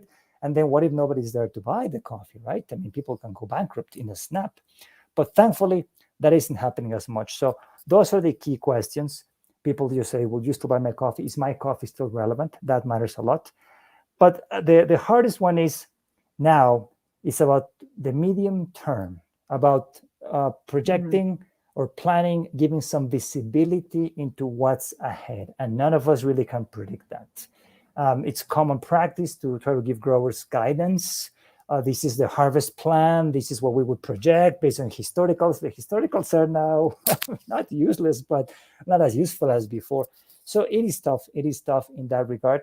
And that is the question that remains unanswered. And I'm not sure we'll be able to answer anytime soon, is can you give us any certainty or the ability to provide visibility into the months ahead? I think all of us understand why and why that is. But I guess those are the key takeaways. And so the message to our guests here, if you're a grower, just engage with your supply chain. And in the consumption side, make sure you communicate your intent. Even if you are breaking bad news, if you bought 2 containers and now you can only buy 1, we understand that, but then communicate that. Say, but I'm still with you. I'm loyal to your relationship. We'll buy that 1 container, or however much you can buy. That is the key, because growers are sitting. I mean, imagine that, right? I mean, their markets are foreign, they're outside, they receive news. We all know what the news does, right? News isn't always perfectly objective and a perfect reflection of reality. So it's hard to make sense of it all. So the key is that you become the source of their information and not just other sources that may be less reliable. Yeah. I feel like you're sort of planting seeds for topics that we're going to be talking about in presentations later today and tomorrow when we go into the more kind of specific characteristics of these different consuming markets.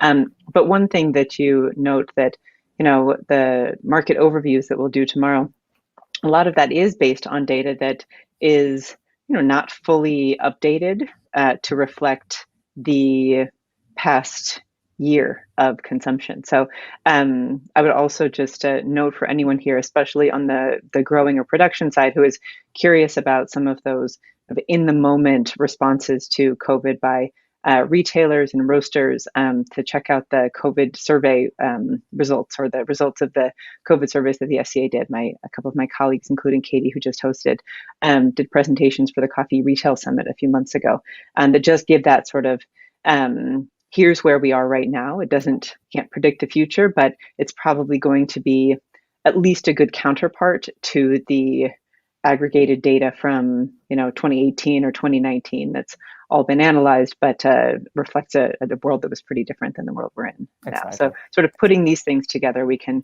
piece together sort of the picture of where we are, and hopefully make better decisions for the future. But I want to go back to this market piece that we were talking about a few minutes ago, because a question from the audience is really interesting to me. Kevin asks if there is any commodity-based industry that was previously pegged to the market, like C market, that has fully moved into a different economic model. Any examples out there in other futures-based agricultural industries that are seen as producer-focused? This is probably, I know it's a little bit outside my area of expertise, but it's an interesting idea, and so I at least want to air it on the in the conversation. It's a phenomenal question. It's a phenomenal question, and the one that all of us have struggled with, right? Is the C market a villain? Is it a necessary evil? Is it who we are? Or anything in between? No? We won't dispel that one in particular today. It would take too long if it's even possible. What matters is to understand what causes commoditization, right? So industry, once it reaches a certain scale of any kind, think cotton, think almonds, think any other product that is a primary product or a raw material that will go through a transformation. I like to use cotton as a good example, because there's, it's not a healthy supply chain by many standards, so we can feel better about that. We'll have another summit on that another time. Exactly, yeah. But industry will always tend to commoditize, okay? So commoditization is just simply putting an orderly set of standards around it, and to standardize everything, because bigger industry loves standardization. Just, one or two units, not many variables. Everything comes in a prepared package in a preset way, and then they can handle their volumes and their volumes and their volumes up and down.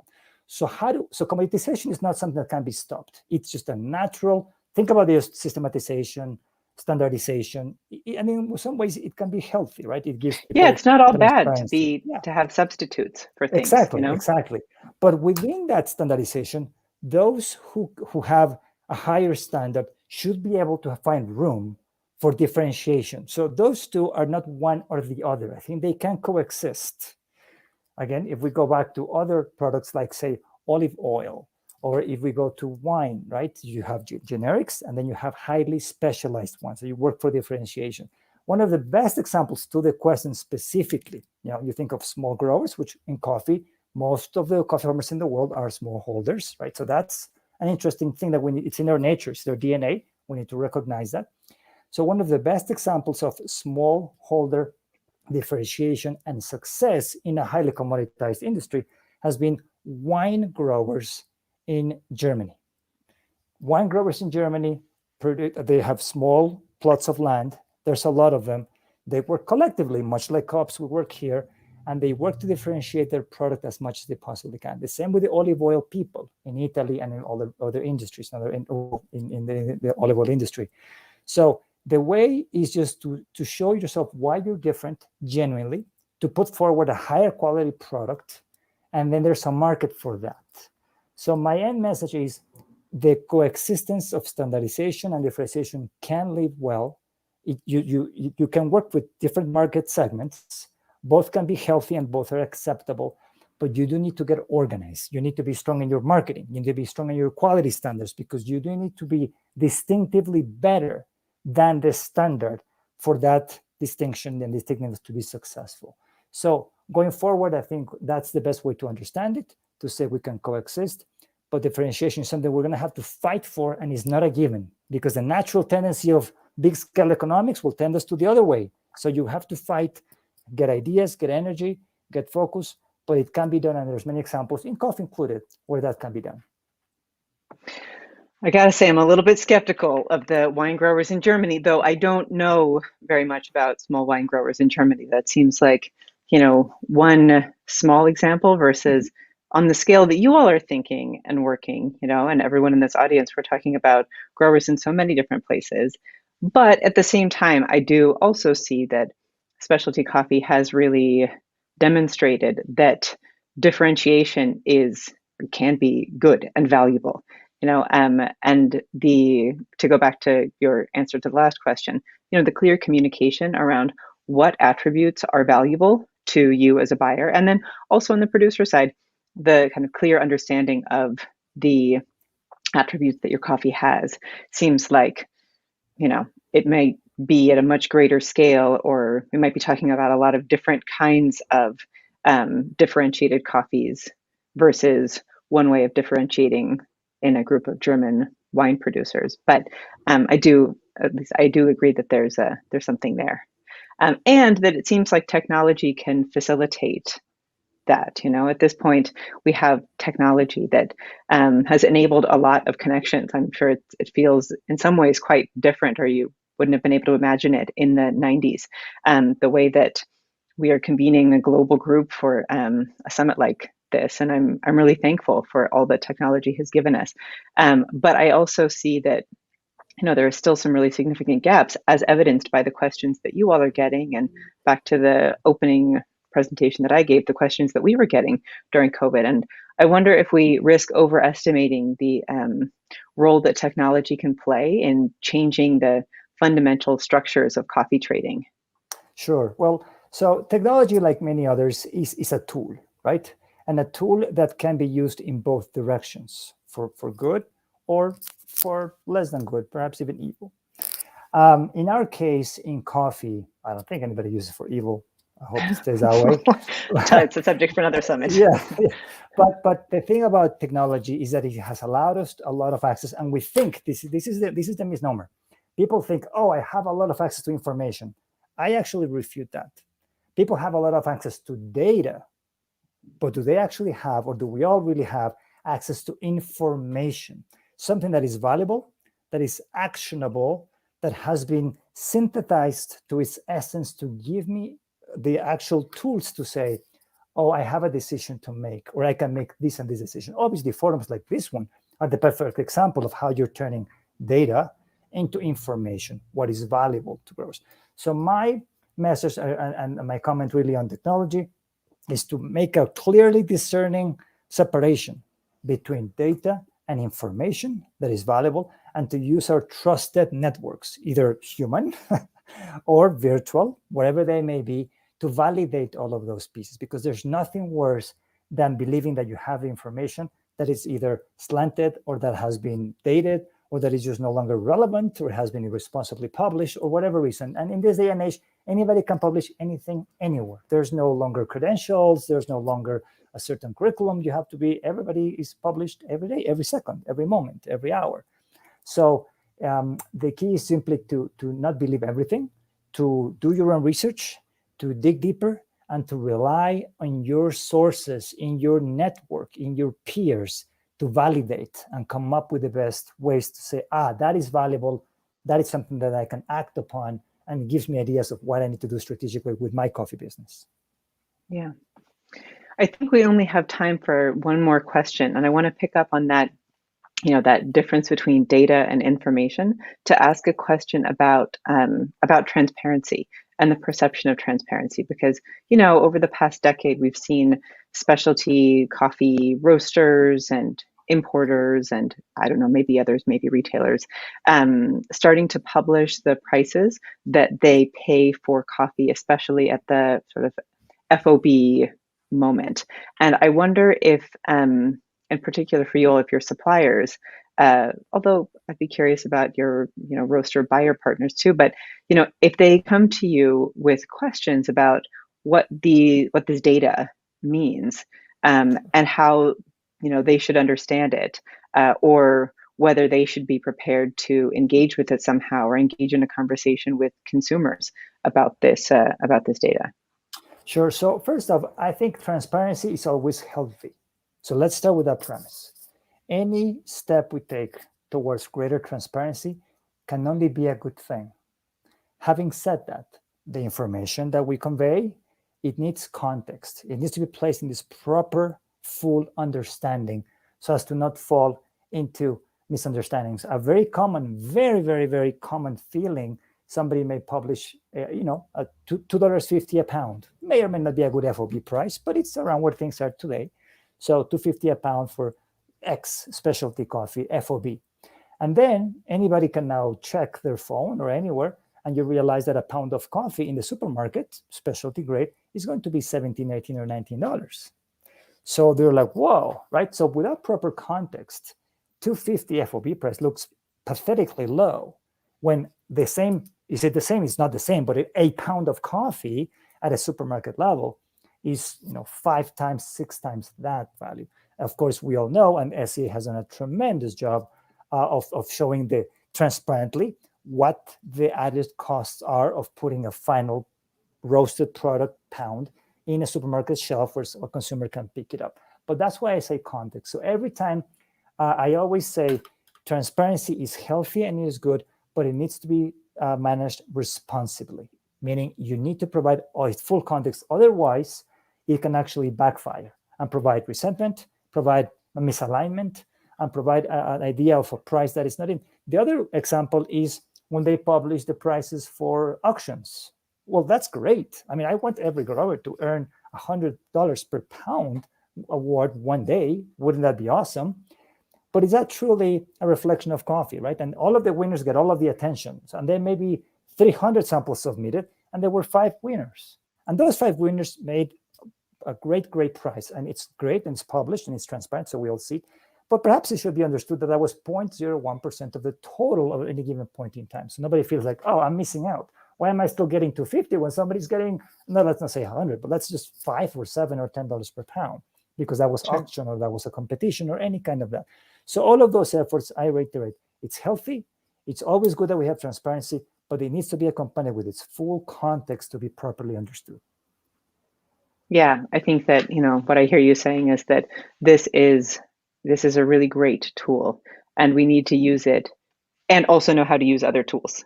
Whether those are very familiar tools, the in-person kind of relationship building and trust building that we've been doing, since the beginning of the coffee trade, to new tools, things that technology offers us, virtual conferences, what have you, but that it isn't just about finding the best tool. It's about using all of them. Of course. Yep. All right. Well, that brings us to the end of our time. It flew by. But Jorge, I really appreciate that you took your time and, sort of brought this level of candor to the conversation. It's really refreshing. Always great to hear your perspective. Thanks for having me. Always great talking to you, Kim. All the best. Yeah, same to you.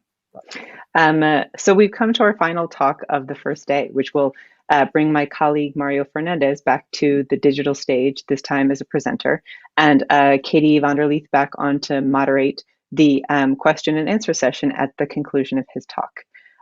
You'll want to note that this is talk in Spanish, so the presentation, like Alexandra Twinstra's presentation, will be given in Spanish with English subtitles, but then for logistical reasons, the question and answer session that follows at the end will be held in English.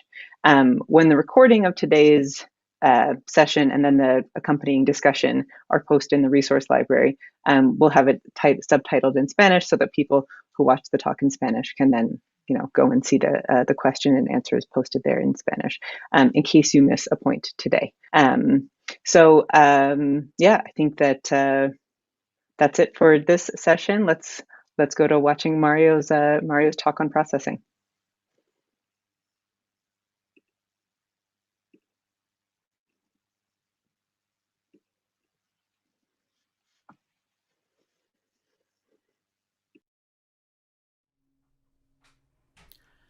Hola, ¿qué tal? Yo soy Mario Fernández y soy el director técnico de la Asociación de Cafés de Especialidad.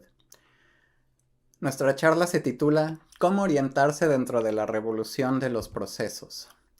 ¿A qué nos referimos con la revolución de los procesos?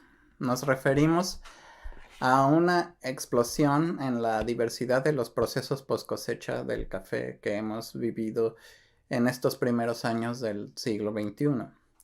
En esta gráfica, si bien no es muy exacta, estamos tratando de expresar en qué consiste esa revolución de los procesos. En el eje horizontal tenemos una línea de tiempo desde hace 1000 años y en el eje vertical tenemos el número de procesos post cosecha del café con los que hemos contado a lo largo de la historia. Y como pueden ver, por la mayor parte de la historia del café solamente teníamos un solo proceso post cosecha, el proceso vía seca o proceso natural. No es sino hasta hace apenas 170 años aproximadamente que se inventa el proceso lavado. Hasta la última década del siglo XX que se inventa el proceso despulpado natural, también ahora llamado honey o enmielado. Y sin embargo, en los últimos 20 años, particularmente en la última década, hemos visto cómo la diversidad de los procesos de post cosecha del café se ha incrementado exponencialmente con hibridación de los procesos anteriores, fermentaciones controladas, maceraciones y en general una fuerte tendencia hacia la diferenciación de los procesos y hacia la diferenciación de los sabores del café en taza. Otra manera de entender cómo está llegando esta revolución de los procesos al moderno sector del café es a través de ver qué sucede con los concursos de taza de excelencia, que se podría considerar la punta de lanza en las tendencias del café de especialidad. En esta otra gráfica tenemos a los cafés ganadores de los concursos de taza de excelencia en los años 2018 hasta 2021 para Colombia, México, Nicaragua y El Salvador. Y en el eje vertical estamos graficando el porcentaje de lotes ganadores que no pertenecen al proceso lavado. Es decir, que no pertenecen al proceso tradicionalmente llevado a cabo en el país en cuestión. Y podemos ver una tendencia muy clara a una cada vez mayor presencia de lotes ganadores en tasa de excelencia que no pertenecen al proceso lavado. Por supuesto que la delantera la ha llevado El Salvador desde el principio con una mayoría de lotes de procesos alternativos desde 2018, pero al día de hoy más del 80% de los lotes de El Salvador en ganadores de tasa de excelencia son de procesos diferentes al lavado. Sin embargo, aunque El Salvador ha llevado la delantera en este sentido, es una tendencia bien clara para todos los países, inclusive para un país con un sector cafetero más ortodoxo como sería Colombia, en el que en el año 2021 ya prácticamente la mitad de los lotes de café ganadores de tasa de excelencia tenían un proceso distinto al lavado. Pero ¿de qué procesos estamos hablando? ¿Qué procesos son los que están ganando en tasa de excelencia y los que se están posicionando en los anaqueles de las cafeterías de más alta especialidad? Así es como nos sentimos muchos el día de hoy en medio de esta revolución de los procesos, como en un laberinto en el que no conocemos qué camino tomar y que está lleno de nombres que nos dicen poco, que a lo mejor suenan muy atractivos, pero que son poco descriptivos en cuanto a lo que se refieren. De ese modo, escuchamos términos como hidronatural, proceso triple lavado, método keniano, honey blanco y rojo y negro y de todos los colores, natural despulpado, fermentación láctica y otros tipos de fermentaciones como anaeróbico o incluso oímos hablar de triple fermentación. Y últimamente hemos oído hablar mucho de la maceración carbónica. ¿Qué quieren decir todos esos términos? Lo cierto es que muchos de ellos no significan lo mismo dependiendo de cuál es el productor que los está utilizando. Muchas veces el mismo término aplicado por diferentes productores tiene un significado diferente en cuanto a cuál fue el proceso que se llevó a cabo desde el punto de vista técnico.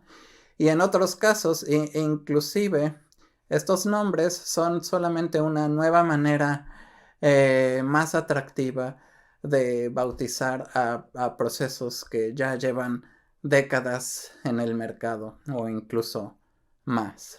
Entonces, esta situación ha creado un cierto nivel de desconfianza, pero también un cierto nivel de confusión, no solamente entre los compradores, sino entre los propios productores. ¿Y cómo llegamos aquí? ¿Cuáles son los motores de esta revolución de los procesos del café? Bueno, se podría resumir como necesidad de diferenciación, tanto por parte de los productores y los procesadores, como por parte de los compradores, tostadores y barras de especialidad de más alta gama. En el mercado del café de especialidad, la diferenciación significa mayor valor. Hacer algo diferente al vecino, hacer algo más exótico, hacer algo más atractivo, hacer algo único, suele significar un mayor valor. ¿Y cuáles son las opciones que tienen los productores para diferenciarse? Difícilmente un productor puede llevarse su finca a otra ubicación más favorable. También el que un productor renueve su cafetal con variedades exóticas o de alto valor resulta una inversión incosteable. Y para la mayoría de los productores, por lo tanto, solo quedan los procesos como la mejor alternativa de diferenciación y como la mejor oportunidad de obtener precios más altos en el contexto que hemos vivido últimamente de crisis de precios muy deprimidos. Por su parte, las barras de especialidad y los tostadores de especialidad se han dado cuenta que los procesos están ligados al sabor. Y al buscar sabores de café diferenciados, buscarlos dentro de procesos diferenciados, alternativos y exóticos, tiene altas posibilidades de tener éxito. Entonces aquí se está estableciendo un ciclo de retroalimentación entre la necesidad de diferenciación, tanto por parte de los productores como por parte de los tostadores y cafeterías de especialidad. Y de ahí la inversión y la innovación, y también podríamos decir un poco la mercadotecnia que ha surgido en relación a los procesos post cosecha y que nos ha traído esta revolución de los procesos. No podemos negar que la revolución de los procesos tiene grandes ventajas para el sector del café. Primero que nada hay que decir que el procesamiento post cosecha era el aspecto de la cafeticultura más olvidado por la ciencia y por la técnica, con tecnologías que datan de principios del siglo XX o a veces de mediados del siglo XIX, sin haber sido innovadas ni perfeccionadas en prácticamente 100 años. Por otra parte, las personas, los seres humanos detrás de los procesos, muy rara vez recibían un crédito cuando los cafés tienen un sabor extraordinario, a diferencia de los tostadores y de los baristas y de los propios productores que reciben un gran crédito cuando un café gana concursos y destaca. Los beneficiadores y los procesadores eran personas anónimas a quienes solamente se les recordaba cuando había problemas de calidad. Al día de hoy, esta revolución de los procesos significa una oportunidad para que valoremos el papel del procesador de café, que podamos reconocer su papel tanto técnico como creativo y expresivo a lo largo de la industria del café, y podamos reconocerle tanto crédito en la construcción de la calidad y del sabor único del café como podría tenerlo el barista, el tostador o el propio productor. Entonces, esta revolución de los procesos ha traído una nueva clase de profesionales, a los procesadores profesionales del café.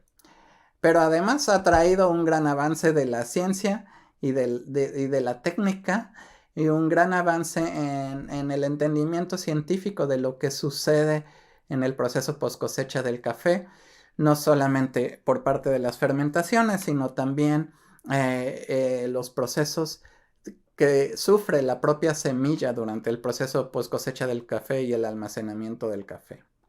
Y a final de cuentas, esto ha abierto las puertas a la diferenciación de cafés que de otro modo no se podrían diferenciar en el mercado, y por supuesto a la creación de valor en el mercado de especialidad.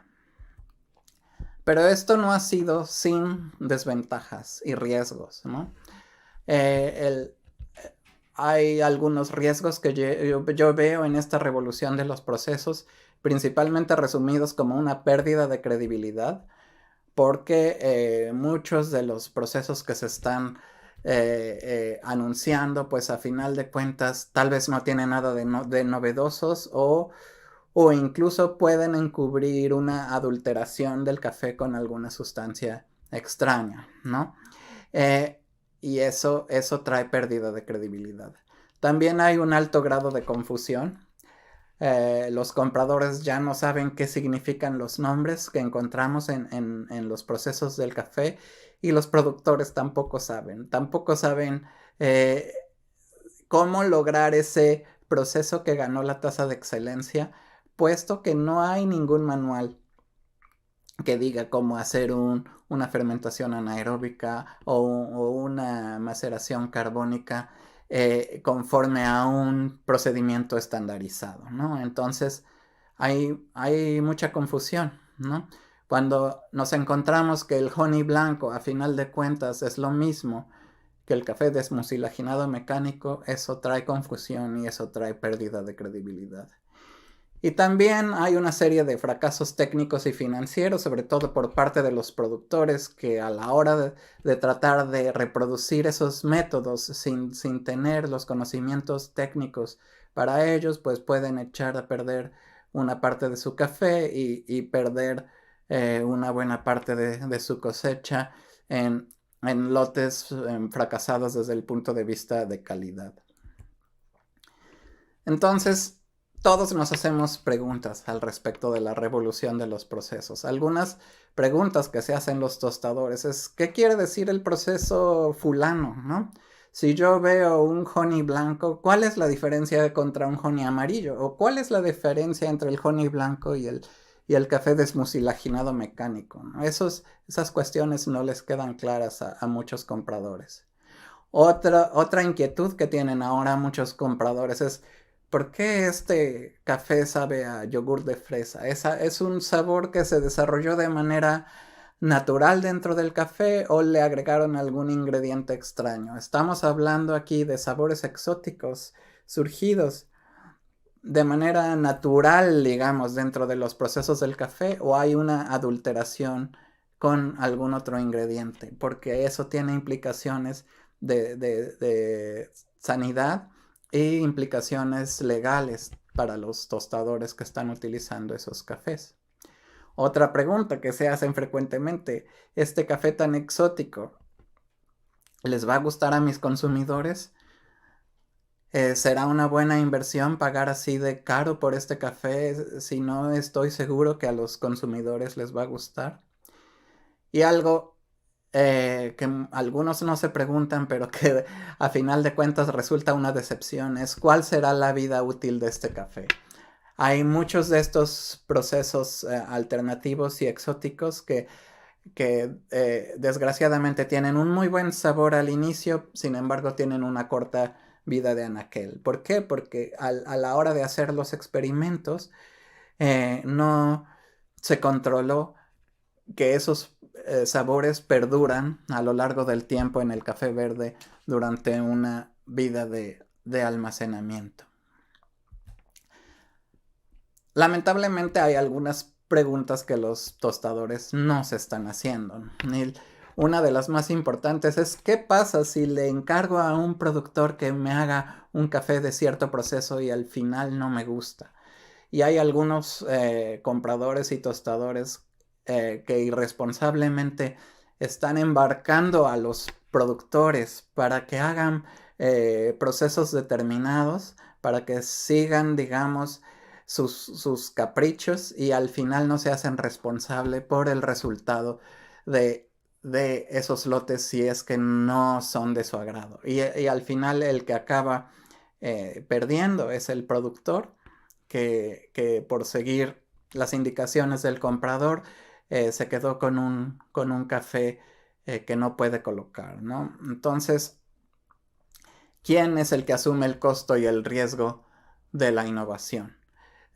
Si el comprador está buscando cafés exóticos y diferenciados y quiere aliarse con el productor para llevar a cabo estos procesos arriesgados, bueno, tiene que quedar muy claro quién está asumiendo el riesgo y el costo de la innovación y cómo se va a repartir tanto entre el productor como entre el comprador. Los productores también se hacen muchas preguntas en medio de esta revolución de los procesos, ¿no? Ya vi que este proceso fulano ganó la tasa de excelencia, ahora ¿cómo lo puedo hacer yo? Es decir, ¿cómo puedo adquirir ese know-how, ese conocimiento? ¿O cuál proceso me conviene hacer a mí para las condiciones de mi finca, para el tipo de café que tengo, para el tipo de clientes que tengo? ¿Cuál será el más adecuado? O ya tengo yo un café determinado con un sabor exótico, ahora ¿a qué mercado debo dirigirme donde valorarán más este proceso o este perfil de sabor? ¿En dónde va a ser más valorado mi cafecito? O peor aún, ahora ya tengo este café que resultó de mi experimento y ahora ¿cómo lo vendo? ¿No? Son preguntas muy válidas que no siempre tienen respuesta y que lamentablemente en muchos casos dejan a los productores a veces con lotes de café que no pueden colocar o que tienen que colocar a pérdida. Y también hay muchas preguntas que los productores no se están haciendo. ¿Cómo minimizar el riesgo de innovación? Es decir, ¿cómo puedo desarrollar nuevos procesos sin comprometer mi cosecha? ¿Cómo puedo hacer experimentos de pequeña escala y después escalarlos a lotes cada vez mayores, ¿no? Es un conocimiento técnico el que se requiere ahí. Algo que muchos no se preguntan es cómo voy a trillar este café, ¿no? Por ejemplo, si estoy haciendo un café natural de vía seca y en mi país no hay trilladoras para cereza seca, a veces voy a tener ya la cereza seca y no voy a tener la manera de trillarla. Parece algo muy práctico, pero es muy común esta situación.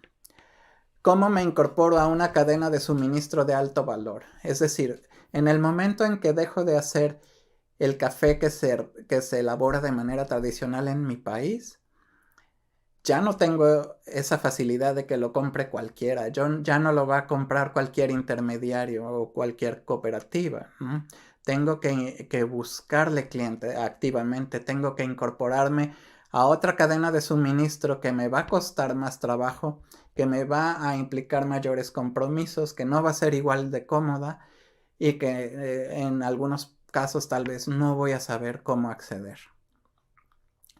Y luego, ¿qué parte de mi café, qué parte de mi finca o qué porción de mi producción la debo elaborar en cada uno de esos procesos? ¿Y en qué momento? ¿En qué momento de la cosecha debo yo elaborarlo en cada uno de estos procesos?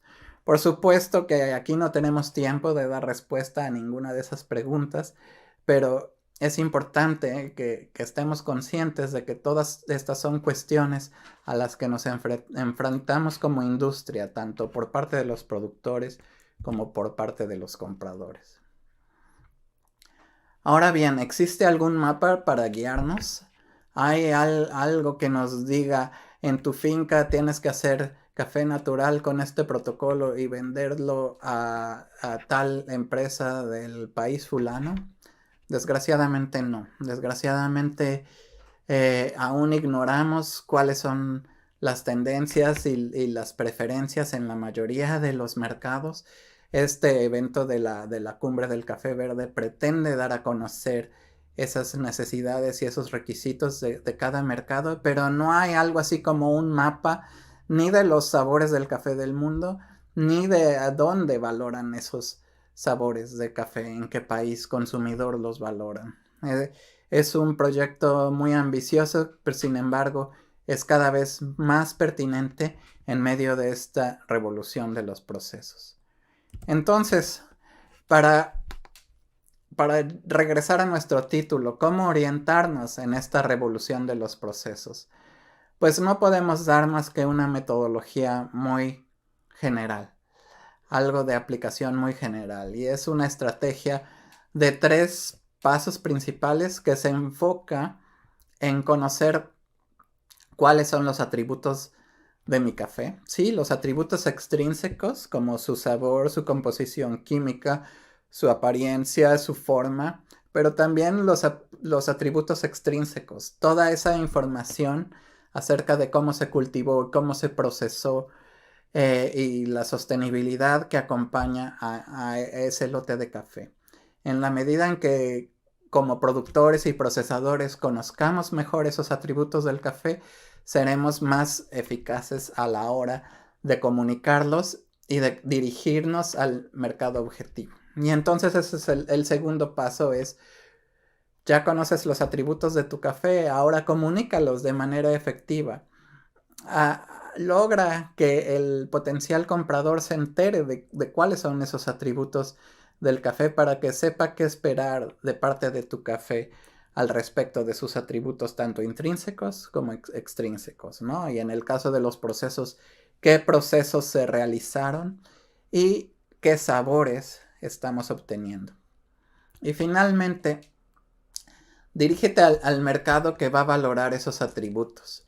¿En dónde son valorados esos atributos, ¿no? Necesitamos ahí realizar un poco de mapeo y entender cuáles son los lugares donde valoran los atributos intrínsecos como el sabor de nuestro café o bien extrínsecos como los procesos a lo que tuvo o los atributos de sostenibilidad. Eso es todo y muchas gracias por acompañarme el día de hoy.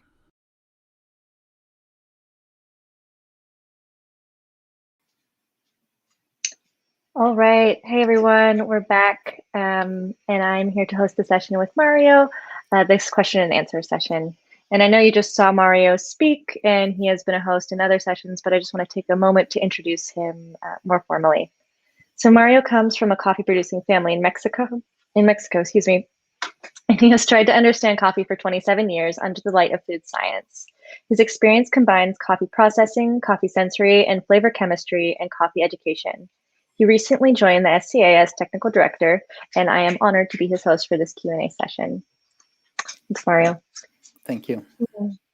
So we have a good number of questions from the audience, but if it's all right with you, I want to start out with a question that I had, which was in regards to your point about coffee adulteration. You mentioned that there are some health and legal considerations. And so the first part of my question is, I was wondering if you could talk a little bit more in depth about those health and legal considerations. And then also, I'm curious, to me, adulteration has a kind of a negative connotation.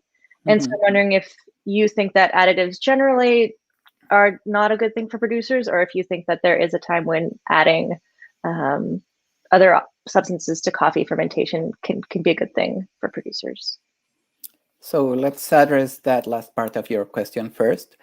The difference between adding additives and adulteration is transparency, right? How the level of how we communicate which additives we have added to the buyer and to the consumer. And once that we disclose what we have added, it's no longer adulteration, and it's a matter of did we add a safe and legal additive or not. The problem and the reason why I call this adulteration is because we have realized some producers are in fact adding flavorings without disclosing them, and why we say this can have legal and health implications. Well, first, because of allergies. You might be sure, you might be certain you are not allergic to coffee, but what about something that was added to coffee and you are never told?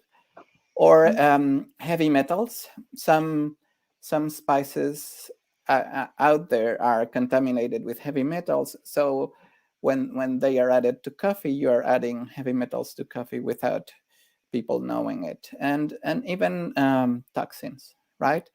Some spices could have mycotoxins, for example. And even if coffee doesn't have those mycotoxins, they could potentially be added to coffee without people knowing. And there's a very easy way to solve this problem, and it's transparency.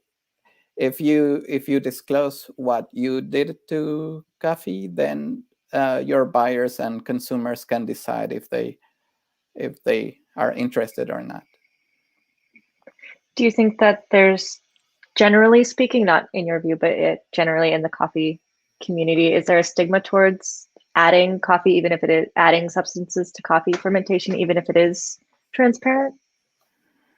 Well, I think there's two very clear positions: those who believe coffee should be pure coffee, and those who believe producers have the right to innovate and differentiate themselves and try to fetch higher prices, especially in the context of price crisis like what we have been living. I think both positions are fair, and the key to have in mind is if there's additives or flavorings added, the honest thing to do is to disclose them, and then buyers and consumers can decide if they're interested. Thank you. A question from the audience is, thanks for the presentation, Mario. I am interested to know more as to why you feel a coffee processed the same way, as you said, the white honey and mechanically demucilaged, when sold under different names, loses credibility because the key is flavor.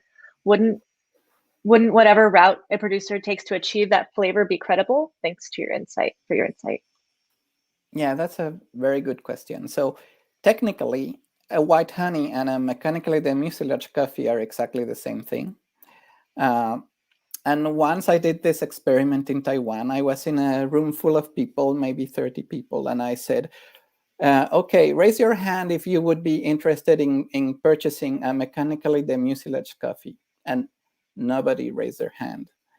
Okay, raise your hand if you would be interested in purchasing a white honey coffee. And everybody raised their hand. And so to this person's point, flavor is not everything. Because before you taste coffee, there are other attributes that make you decide if you even want to taste it, like the name. And producers know that. Producers know that mechanically demucilaged coffee is not a sexy name at all. And that's why they try to change it or rename it to a sexier name, such as white honey. Yeah, white honey sounds a little bit nicer than mechanically demucilaged. Thanks, Mario. Let's see. So there's a question in Spanish. Let me try and live translate it. In what measure would you say that the capacity to differentiate yourself or adopt new practices in post-harvest is due to access to knowledge, about how to do it and how to do it versus access to capital for invertir, to invest in infrastructure, machinery, and other investments necessary for the processing. Yeah. Well, luckily for most producers, the limitation here is more regarding knowledge than regarding investment in equipment. Of course, if you had the money and if you had thousands or even millions of dollars to invest, you could upgrade your processing mill and get state-of-the-art equipment. But the good news is you don't need that in order to get outstanding coffee. However, you do need know-how. Know-how is key for you to get outstanding coffee. And the best way to get that is through education. And I think I've answered.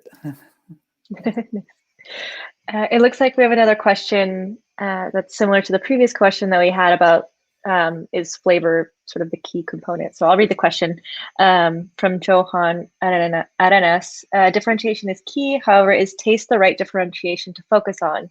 When we ask a producer if their coffee is special and different, I think a large number would think so. How much of this work is appreciated by the person drinking the final cup? What percentage of consumers actually pick up on the attributes of these coffees?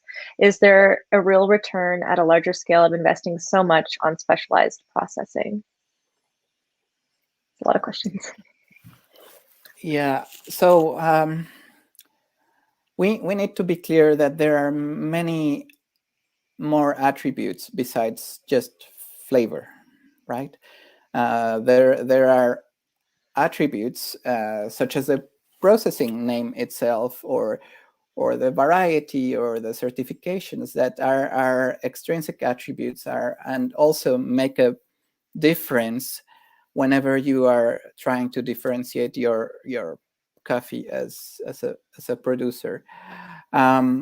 So it's true. It's costly to achieve a certain profile, and the main reason why some producers do not fetch the fair price for such a cost increase is because they cannot access the right market and communicate the attributes appropriately to that market. So unfortunately, getting the intrinsic attributes and the flavor right is just part of the work. You also need to communicate that, and ideally to the targeted person who will most value that. Yeah. And that's that 3-step process that you showed in your presentation, right? Exactly.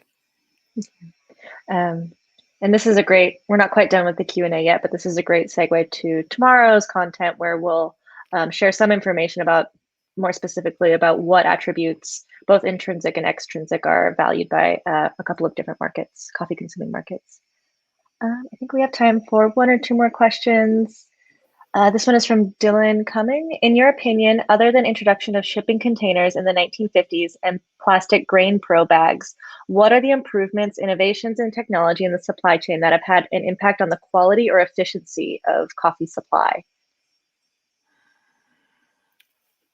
Well, if you think about it, coffee processing technology had not evolved since early 20th century. And so that means there's a huge room for improvement and innovation. In my opinion, the biggest opportunities for technological innovation are around drying, better controlled, more efficient, more energy-friendly drying. There's a lot of focus from the industry in general on fermentation, and it can prove worthwhile for some people, but let's keep in mind fermentation is a very tricky, complicated process that is hard to master, whereas drying is an easier way to achieve impact. And also storage.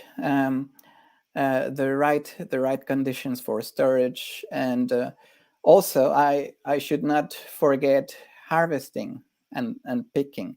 There's a lot of need and focus from inventors and the technological community in improving the harvesting operation, because it's still done by hand the way it's been done in so many countries, unless you use these huge harvesters, right? So there must be a middle ground solution for harvesting between hand picking and mechanical harvesters. Great. And you were just talking about fermentation. I think maybe in tomorrow's chat we can post the webinar that you hosted on fermentation with the Fermentation Association if anyone is interested in that. I'm getting messages that we have to wrap up. So thank you so much, Mario, for your presentation and this Q&A and hosting and all that you do. Thank you. My pleasure. Thanks. Thanks, Mario. All right, so that ends our question and answer session with Mario, and that also ends the first day of our first ever Green Coffee Summit. I feel like we've covered a ton of ground today, from important current events like supply chain disruptions and frosts, to thinking about longer term challenges like how to adapt to climate change and managing price risk. We also learned about strategies that can potentially improve farmer income, including direct trade and different coffee processing methods. And finally, we got a brief overview of different industry tools that can provide information and connections to enhance green coffee trade. So I want to take a moment to thank all of our sponsors: Sustainable Harvest, Coffee Importers, Sucafina Specialty, Atlas Coffee Importers, Al Grano, and Inter-American Coffee. Your support makes this event possible. And finally, I want to thank all of you who have attended this event today. Thanks so much for taking the time to join us. It's been a pleasure reading your comments and learning from you all in the chat. And we will be back tomorrow here at 8 a.m. Pacific time. Thanks, everyone.